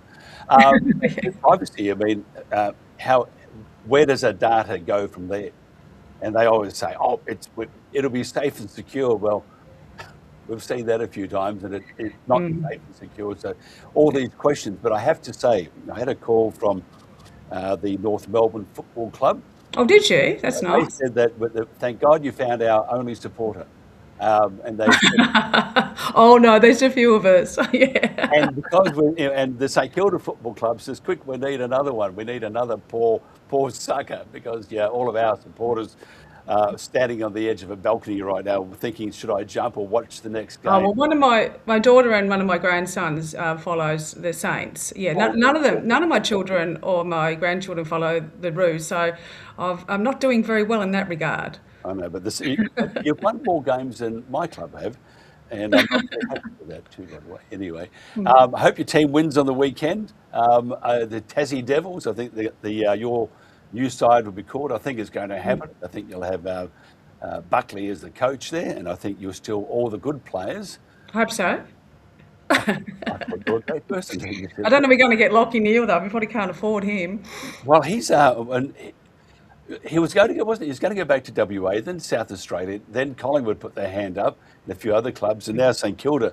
And I bet you 10 cents to nothing that the Saints will get Lockie Neal as a player, and for 3 years. I mean, it's just what he can teach us to how to win, because we need some help. He's a good player. There's no two ways about that. Ruth, if somebody wants to find out more about you and have a chat, how do they do that? Well, I've got a website I've got a lot of this information on, probably more than people might want to read, but it's www.ruthforrest.com.au, and they can reach out through the website as well, so that's pretty easy to get in touch. Absolutely brilliant. Must do more of this, and we will convince you to come over to the other side. Good luck. Oh, thank you. It's Ruth Forrest, MLC. Thank you so much for your time. This is the Country Telegraph. The banks in our regional communities do all the heavy lifting, while the city-based or digital banks reap big profits. There's something really wrong with this picture. Across regional Australia, local bank branches are disappearing. This puts our communities at a big disadvantage. Regional Australians, young, old, those with a disability, First Nations and small business owners are being left behind. Meanwhile, big city-based and digital banks earn billions, much of it from you. 10 million regional Australians help fund the banking system. But regional banks are left carrying the cost of keeping branches open, providing essential advice on scams and fraud, identifying customers, helping with loan and business advice, and providing secure cash services. In a digital world, branches are an insurance for communities when systems break down. Essential banking services should be delivered by trained staff with local knowledge, not call centres, apps, or city-based and foreign-owned banks. A community service obligation on banks would allow our regional communities to access the essential banking services they deserve. This is the Country Telegraph, magnificent pic behind me, the Brumbies. Don't forget, at Penny Sharp's office today, there's a bit of a conflab at midday, and like to be a fly on the, actually it's outside, so you can't be a fly on the wall, probably you get blown away by the wind, but it'd be very, very interesting, and I think we need to do what we can to right the wrong things at the moment. I keep looking over, we're just waiting for our next guest. Very interesting, the Australian wine industry, which I've been enjoying the odd wine of late, not expensive but magnificent wines. The Australian wine industry is in the pits. It's too many. The glut. It's a glut, and there's too many wineries, too many growers, too much grapes. Plus, the markets have collapsed around the world. And it's very, very sad because I'm from a place called Mildura. Dad always said last stop before hell. I disagree, Dad. But the Mildura is part of Sunraysia, and they massive amount of grapes there and wineries and stuff. And next door is the Riverland of South Australia and so forth. And focuses, I would say, 80% on grapes. And to have this happening means that these areas, these communities, will be under a lot of stress, and you good year one year, bad year the next. But if it continues like this, and with the hints of fuel becoming way far more expensive in the next couple of weeks, it doesn't augur well for those in those particular areas. I'll play you this clip. This sort of sums up the whole thing with the wine industry. Federal and state governments are under pressure to unlock millions of dollars to help South Australia's struggling wine industry. Growers are ripping out vines and switching to other crops to survive a crisis wrought by an oversupply across the planet. This should be a thriving McLaren Vale vineyard. Instead, it looks more like a grape graveyard. Winemakers ripping out decades of hard work. We're getting about a phone call a week for quoting, for looking at vineyards, for people asking us, what can they do next? Years of oversupply and falling demand mean producers take prices below the cost of production or nothing at all. Many are looking to plant olives or other crops to diversify. The way it's tracking at the moment is McLaren Vale will be a different place in 5 years' time. The state opposition says help is already available. It's pointing to a $28 million federal government fund created to help farmers through industry downturns. It just makes no sense to have millions of dollars sitting on the sidelines while we've got growers right across South Australia who are battling. A hand up, not a handout, through loans, through no and low concessional loans to allow them to diversify. The Premier says he's in active discussions with grape growers and will sit down with them in the coming days to determine the best pathway forward. It's not because of a drought, a fire or a flood or an algal bloom or any other natural disaster. This is simply because people aren't buying what others are selling. The Primary Industries Minister says the fund requires interest on loans to be increased to commercial rates, limiting its effectiveness.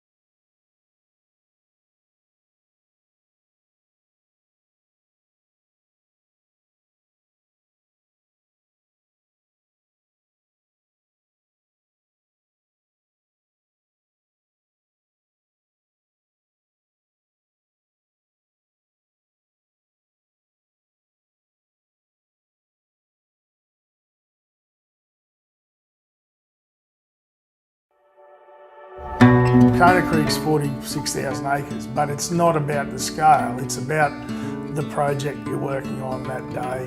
It's breaking the problem down into small bits, solving that problem, and then moving on to the next one. Yep, and then also the patterns are all the same. It doesn't matter how big, small the place is.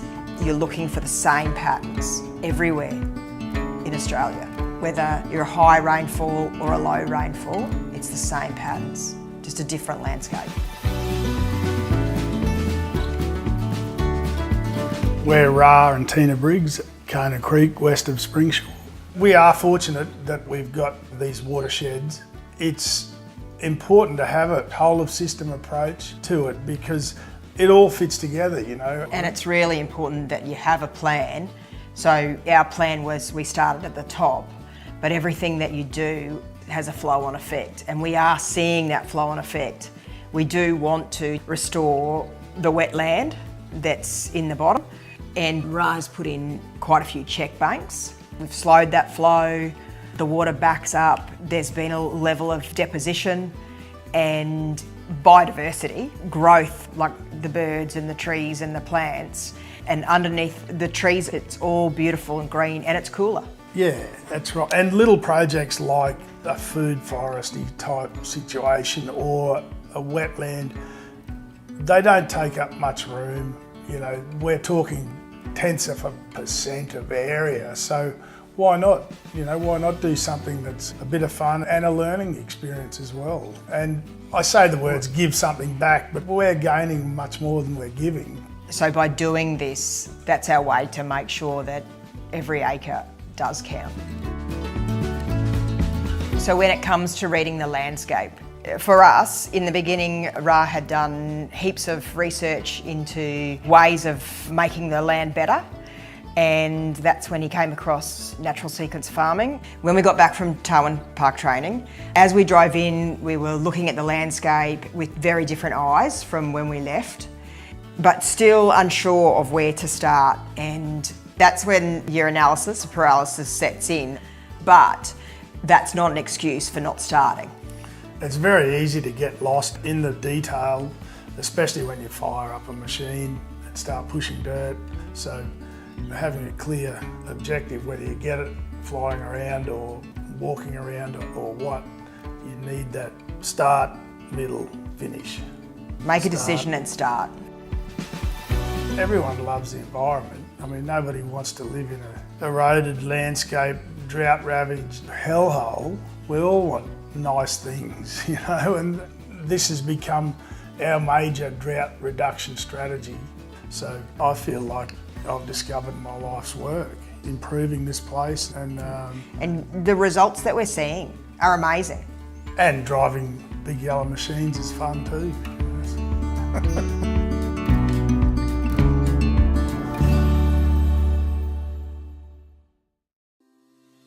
Across Australia, communities are coming together to host screenings of Just a Farmer. Every screening is different. Some are hosted by community groups, some by sporting clubs, some by local organisations and volunteers who simply want to bring people together.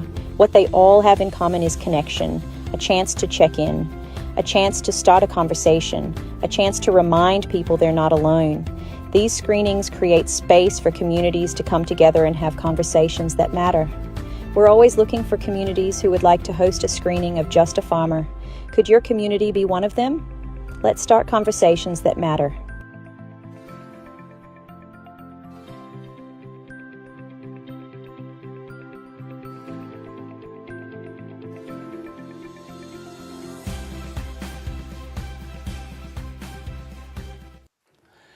And you should, if you get a chance to see Just a Farmer. I have. It's very, very good indeed, and it does encapsulate what it's like living on the land. Shortly we'll be talking to, hopefully, Tabitha Badger, MP, the Greens member for Lyons in Tasmania. Tassie is, it's sort of on the tip of the tongue of some of the abnormalities that are happening to the good folk of Tasmania, as with the rest of Australia too. If you look at the land buyback from the federal government, which was announced late yesterday, it doesn't augur well if you're on the land. The Marinus disaster is how one farmer calls the Marinus link. G'day, Wade Rockcliffe, 4th generation farmer, Sheffield, northwest Tasmania.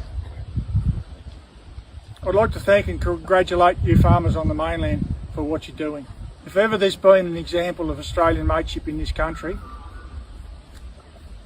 it's the fight you're putting up, defending your right to not only farm, but produce food and fibre for Australia and the rest of the world. Unfortunately, here in Tasmania, we're a bit further down the track, and I've been served notice for compulsory acquisition by the state government. It's a fight I've been on for 7 years, and my farm lays on the corridor for a transmission line that's part of the $6 billion Marinus Link build. And there's no beneficiaries down here, only foreign-owned wind farms that are going to set up shop all over this state and get free use of the billions of dollars of infrastructure that we build, so they can sell their power into the national grid and make hundreds of millions of dollars of profit. There's also the AI data centres our government's got slated for this state. One's already been built, and it's going to use a third of the state's energy capacity, and it's probably only going to create a few security jobs in the long term. And then of course there's the automated hydrogen manufacturers our government wants to set up in our deep water ports, so they can put our energy, our beautiful clean green baseload energy, on a ship and send it to the other side of the world where it'll create jobs there. The only thing Tasmanians will get out of this is a doubling of their power bills. And that's not just my opinion. That was written in a report by Deloitte Accounting on behalf of the Tasmanian State Treasury. And you know, as a farmer, you'd like to think we all care about the environment. I know I do. And this development's going to mean we're going to cop wind farms, foreign-owned wind farms all over the state. And they're going to do massive environmental damage. And one of them in particular is a Filipino-owned wind farm that Murray Watt has approved for Robbins Island on our northwest tip. It's an island seen by the rest of the world as a precious migratory shorebird habitat. You know, if there's ever an example of something close to drilling for oil in Antarctica, that development is it. And then of course you've got our endemic wedge-tailed eagles, of which parks have said there's only 300 nesting pairs left. The wind farms we've got in this state have already documented 32 kills. You can only imagine what the dozens more wind farms are going to do to those birds. So I just hope that we take a little bit of common sense in this country and stop this madness, so these old girls and their progeny can keep raising calves on this farm for years to come, for generations to come. And once again, I'd just like to thank you good people on the mainland for fighting back and making the rest of Australia aware of what's going on in our regional communities. Thanks very much.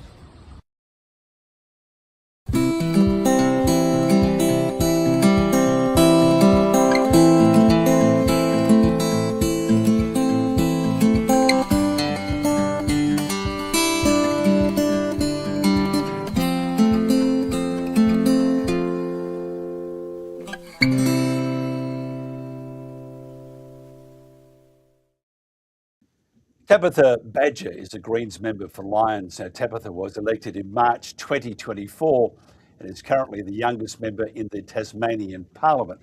Tabitha has a master's in tourism. Before entering politics, she operated a conservation and ecosystem management business.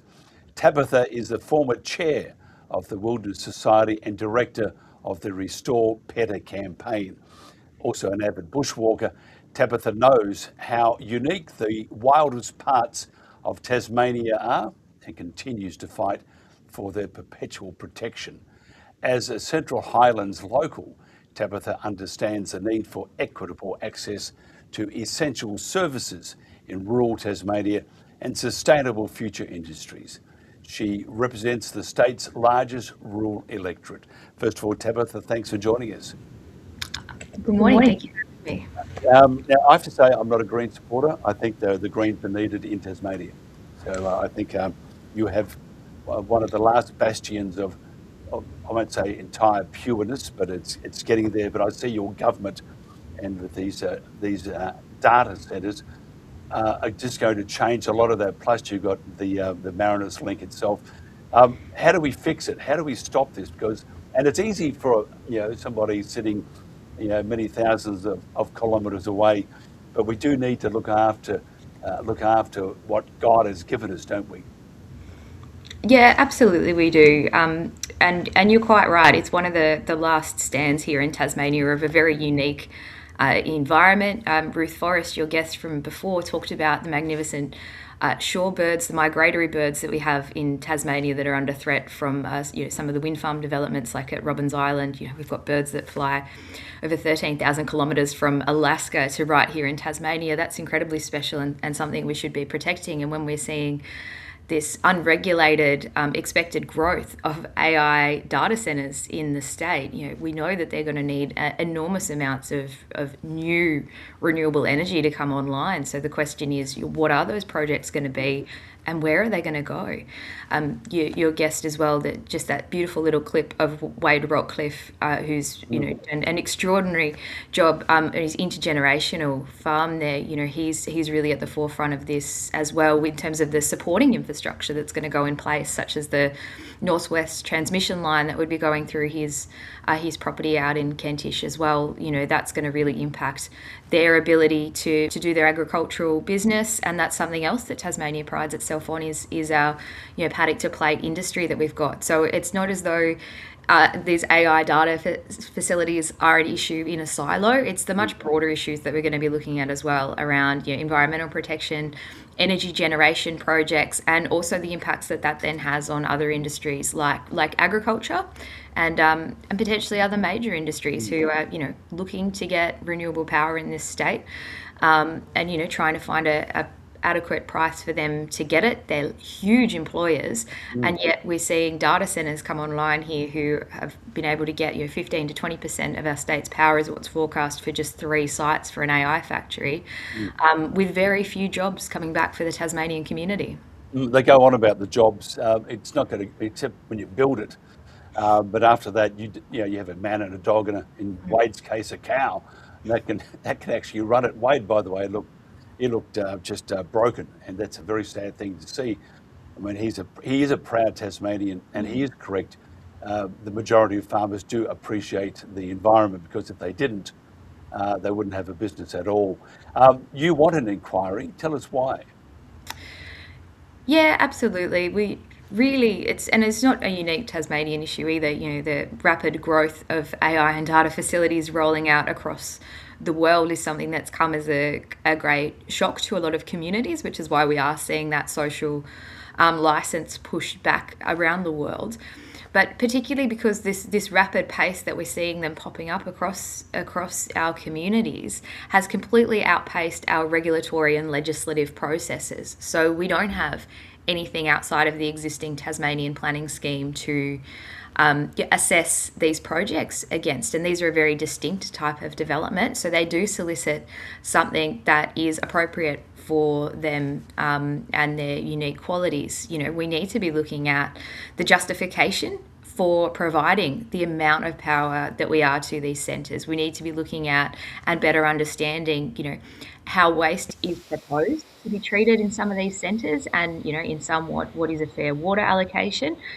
But what's the best practice for those? What's actually the best fit for Tasmania? What does the Tasmanian community see as an appropriate scale of AI and data centres across our island? An inquiry can assess all of those different things. It can look at regulation, legislation, really assess, should there be some kind of parliamentary oversight, like a vote, if we're going to provide, say one individual company with 15 to 20% of the state's power? Should that then go through a democratic process? So through their elected representatives, the Tasmanian community can have a say on this.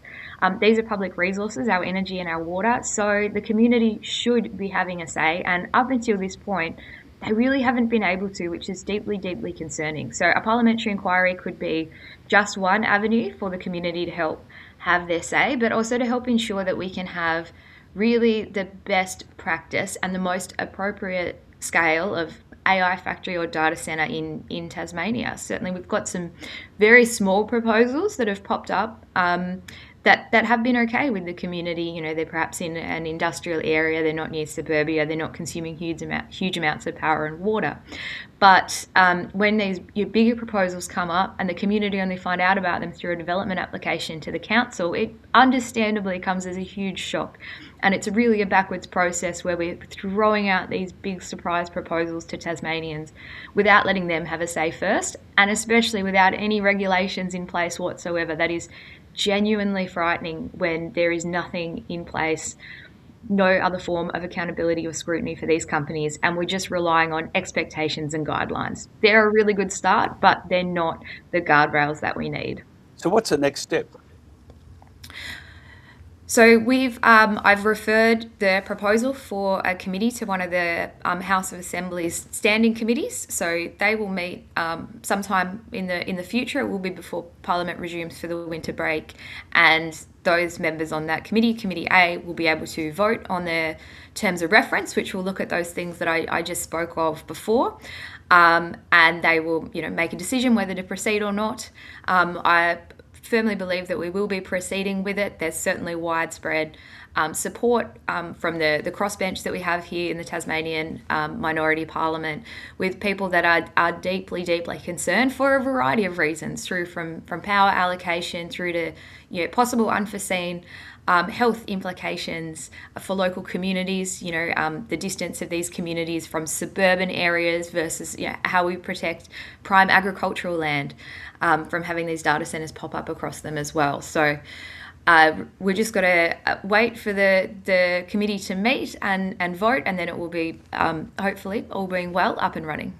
Yeah, and I understand why government wants to have these projects, because they want the state to move forward under their interpretation of moving forward. But do you think they've actually thought this thing through? A couple of the things that especially with data centres, and that they're in another life, we also studied these with another program, which is way more radical than what we're talking about now. So we've mellowed it out a bit. But if you look at the claims of increasing employment, no, it doesn't. Look at the environment. First of all, the water. What do they do with it? Because at this stage, the majority of data centres, they need clean water to cool. And then what do they do with that clean water? Because you can't reuse it. And the next thing is the energy required to keep these things running, and it can't stop. Now they'll have backups, of course, which are diesel, and those diesel generators will keep going when there are blackouts. But the most important thing will be to keep these data centres running. Otherwise, they'll end up pulling out or suing the state or whatever. Because I suppose part of the contract is to make sure there is a continuous supply at all times of energy and water, of course.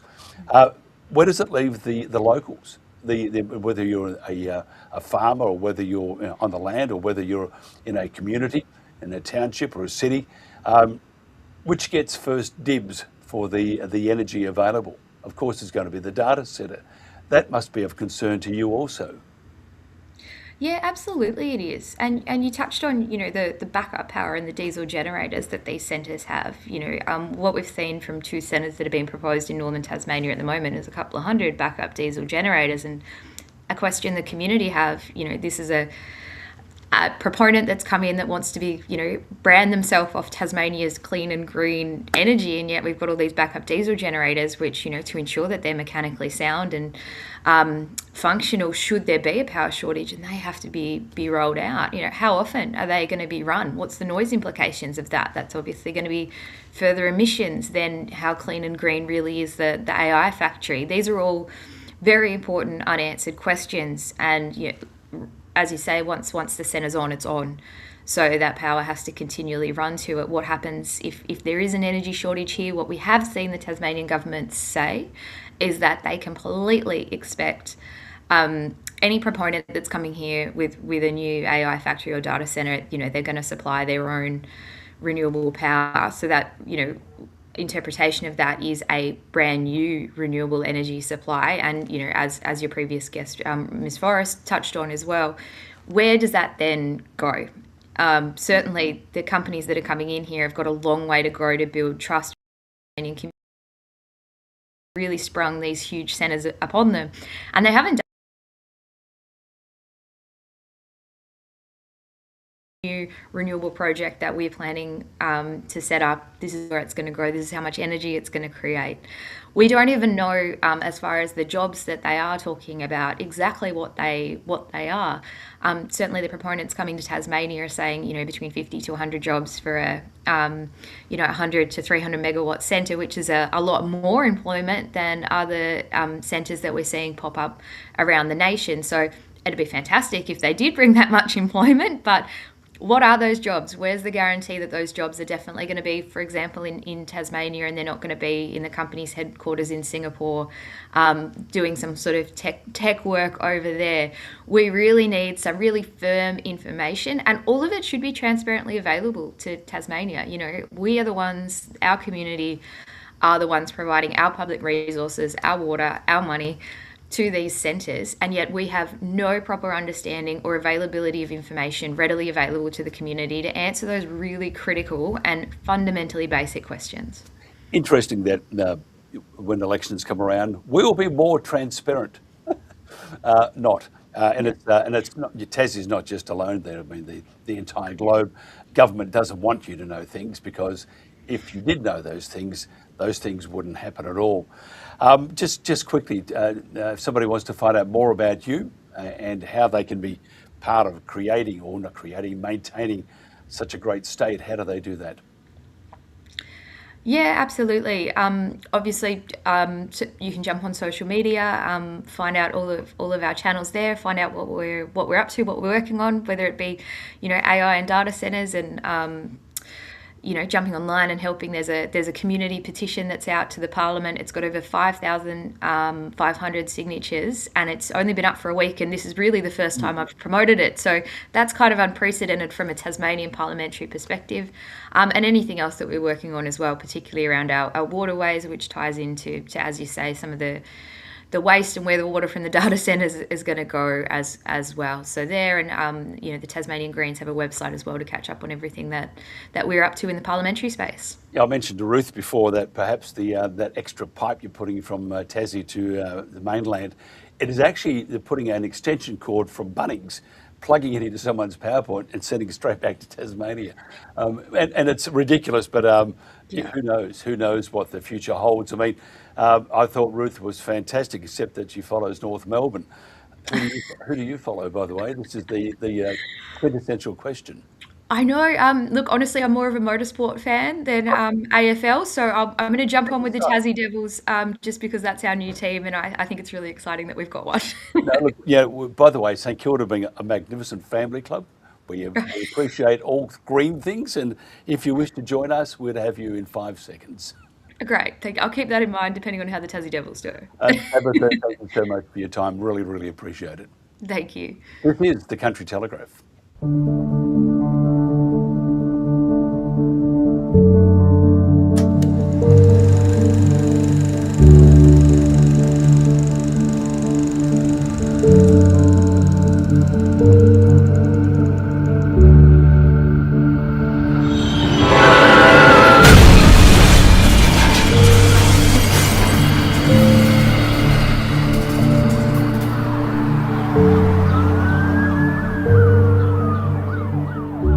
There's around 17,000 level crossings around Australia, many of these on country roads like the one behind me here. They have no lights or boom gates. We are saying this needs to change, and we want mandatory legislation introduced to ensure that all trains have safety lighting. This issue affects all Australians, and we know that people that are from metropolitan areas are at greater risk of a crash with a train because they are expecting full controls in place that they're just not going to get in regional areas where these level crossings are protected only by signage. In Australia, there's strict lighting requirements for trucks, buses, cars, even bicycles. But when it comes to Australia's biggest land vehicle, trains, there are no mandatory standards in place, and this anomaly really needs to be corrected. When approaching a railway level crossing, especially those without lights or boom gates, drivers must exercise caution and must always check that it is safe to cross. But a driver can't give way to a train they can't see.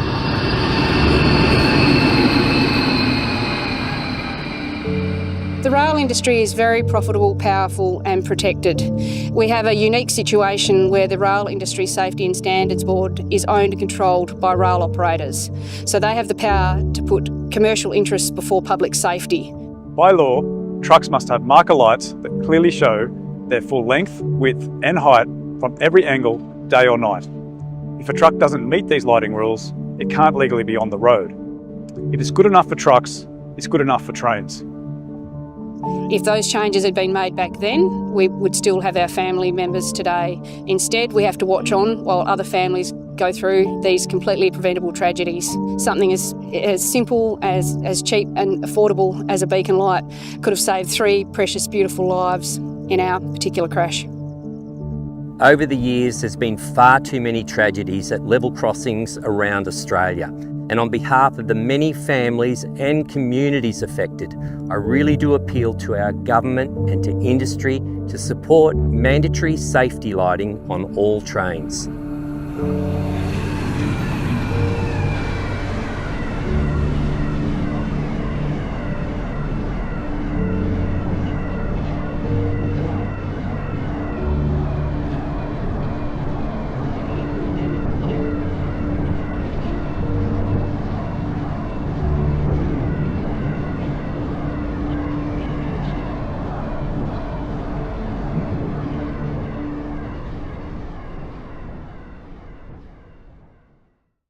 Authorised by large... This is the Country Telegraph, almost it for the day. Thank you so much for your company. Sorry about that little gap. The NBN working magnificently. Not, anyway. Here I am sitting here thinking, I feel lonely, and I was. I had no one. But we were connected to the globe and very happy indeed. Okay, today there's a rally. First of all, the Brumbies, and I'll talk about the rally in a second. The Brumbies, we need to give back the control to of management of the Kosciuszko National Park. Give it back to the locals. The mental anguish at the moment, the angst that is amongst the community in all the towns in the area from Cooma and all those towns, Tumut and stuff, they're very, very upset. They are upset because they are seeing what's happening to these absolutely magnificent animals, and the propaganda that is flowing from various orgs is just mind-blowing.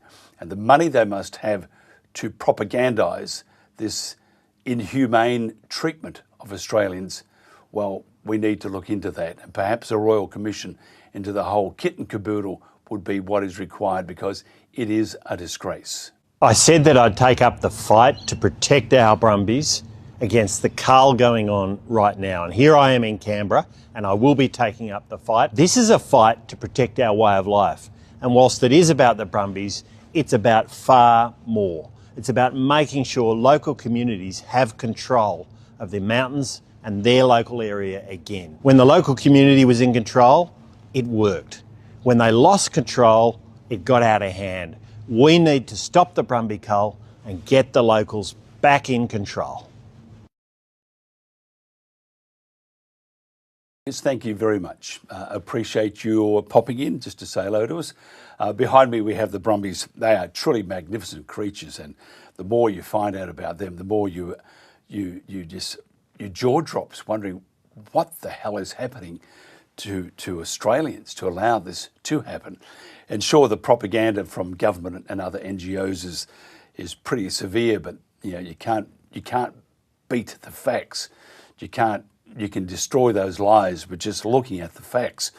And as one person said, this is all bullshit, and it is absolute crap what's happening to these magnificent creatures and to our way of life, as Angus mentioned. Now, there's a rally today at 12 o'clock outside Penny Sharp's office, I would imagine, and you should find out more about that. Just pop down there at midday, have a cuppa, maybe a little party pie or something. I don't think so. Check it for glass and make your voice known. Now, I'm going to play you a clip in a Tick 2. Now, the clip has some very, very graphic footage, but it shows you exactly what is happening and destroys the claims of the government and other orgs, destroys their claims that this is a humane culling. There's no such thing as humane and kill in the same sentence. We need to be ashamed of ourselves, but let's do something. Let's stop this now, and not just for this killing season, but for the entirety of the killing season. Give it back to the locals. Let them look after it, and stop having this ideology creeping into our way of life. We don't want it. We do not want it. And most people, when they know the facts, don't want it. Hi everyone, this is Ashley Avis. We're here in Sydney, Australia. We're going to be attending the rally in front of Penny Sharp's office to demand the cull of the brumbies be stopped. The evidence coming out of Kosciuszko National Park and the videos and the photos you are about to see, it's the worst act of animal trauma and terror and violence I have ever witnessed in my entire life. And this has to have global attention on it. We have to cast an international spotlight and to stop this horrific act of abuse against wild horses in Australia. This can never happen again. And so the world is paying attention. Penny Sharp, Jack Goff, Chris Sims, you have to stop this. This is Ashley Avis. We're here on the ground in Australia, and I wanted to share some images and videos that were taken this week during the violent Brumby cull that is occurring right now in the Kosciuszko National Park. Be warned that these images are violent and disturbing, but it is critical to understand what is actually going on here and what the government is condoning as humane. This cull has to stop before these wild horses and their families are lost forever. This is the voice of the Honourable Emma Hurst of the New South Wales Parliament. Bodies riddled with bullet wounds and pregnant mares shot. This is the brutal reality of this Brumby shooting program. The government has repeatedly defended this program, but these images show the truth. An absolute bloodbath with terrified animals suffering horrific wounds and aborted foals.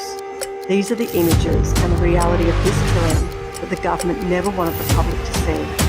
These photos should stop this program in its tracks.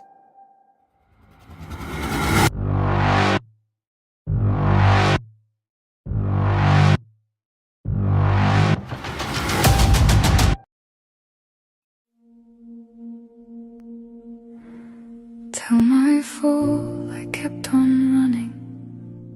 Tell my mare I heard her cry. Tell the mountain I belonged here. Tell the wind I said goodbye.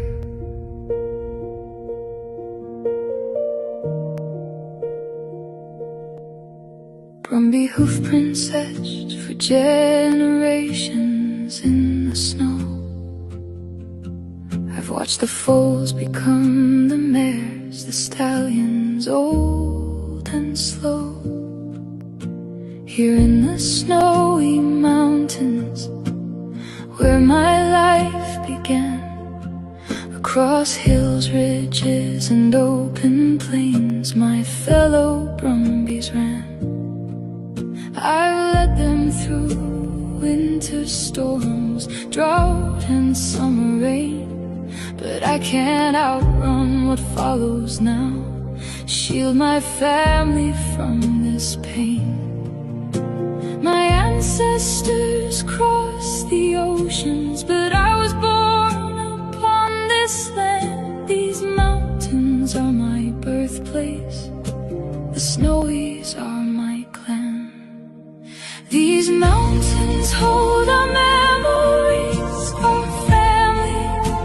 history.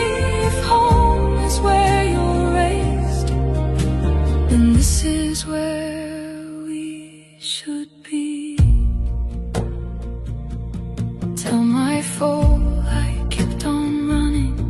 Tell my mare I heard her cry. Tell the mountain I belonged here. Tell the wind I said goodbye. Stay close beside me, little one. The thunder isn't rain. The sky itself is hunting us, and I cannot stop the pain. I gather those I love and turn to face the sound. Though every instinct tells me run, there's nowhere left for us now. These mountains hold our memories, our family history. If home is where you're raised, then this is where we should be.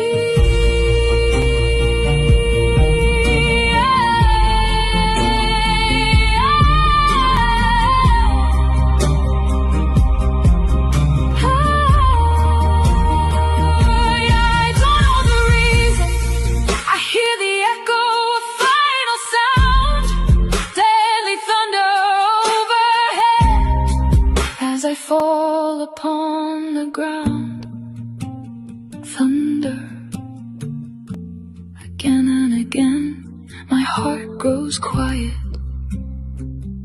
as bullets rain. I thought I had more seasons, more rivers left to roam, more sunrises with my Kosciuszko clan before the mountains called me home. Tell them I was born here, my grandfathers fought their wars. Remind them that this was our home, the snowy mountains were ours. Tell my foal I knew her fear. Tell my mare I heard her call. Tell my foal I tried to save them. Tell the wind how brumbies fall. Tell my foal I kept on running. Tell my mare I heard her cry. Tell the mountain I belonged here. Tell the wind I said goodbye.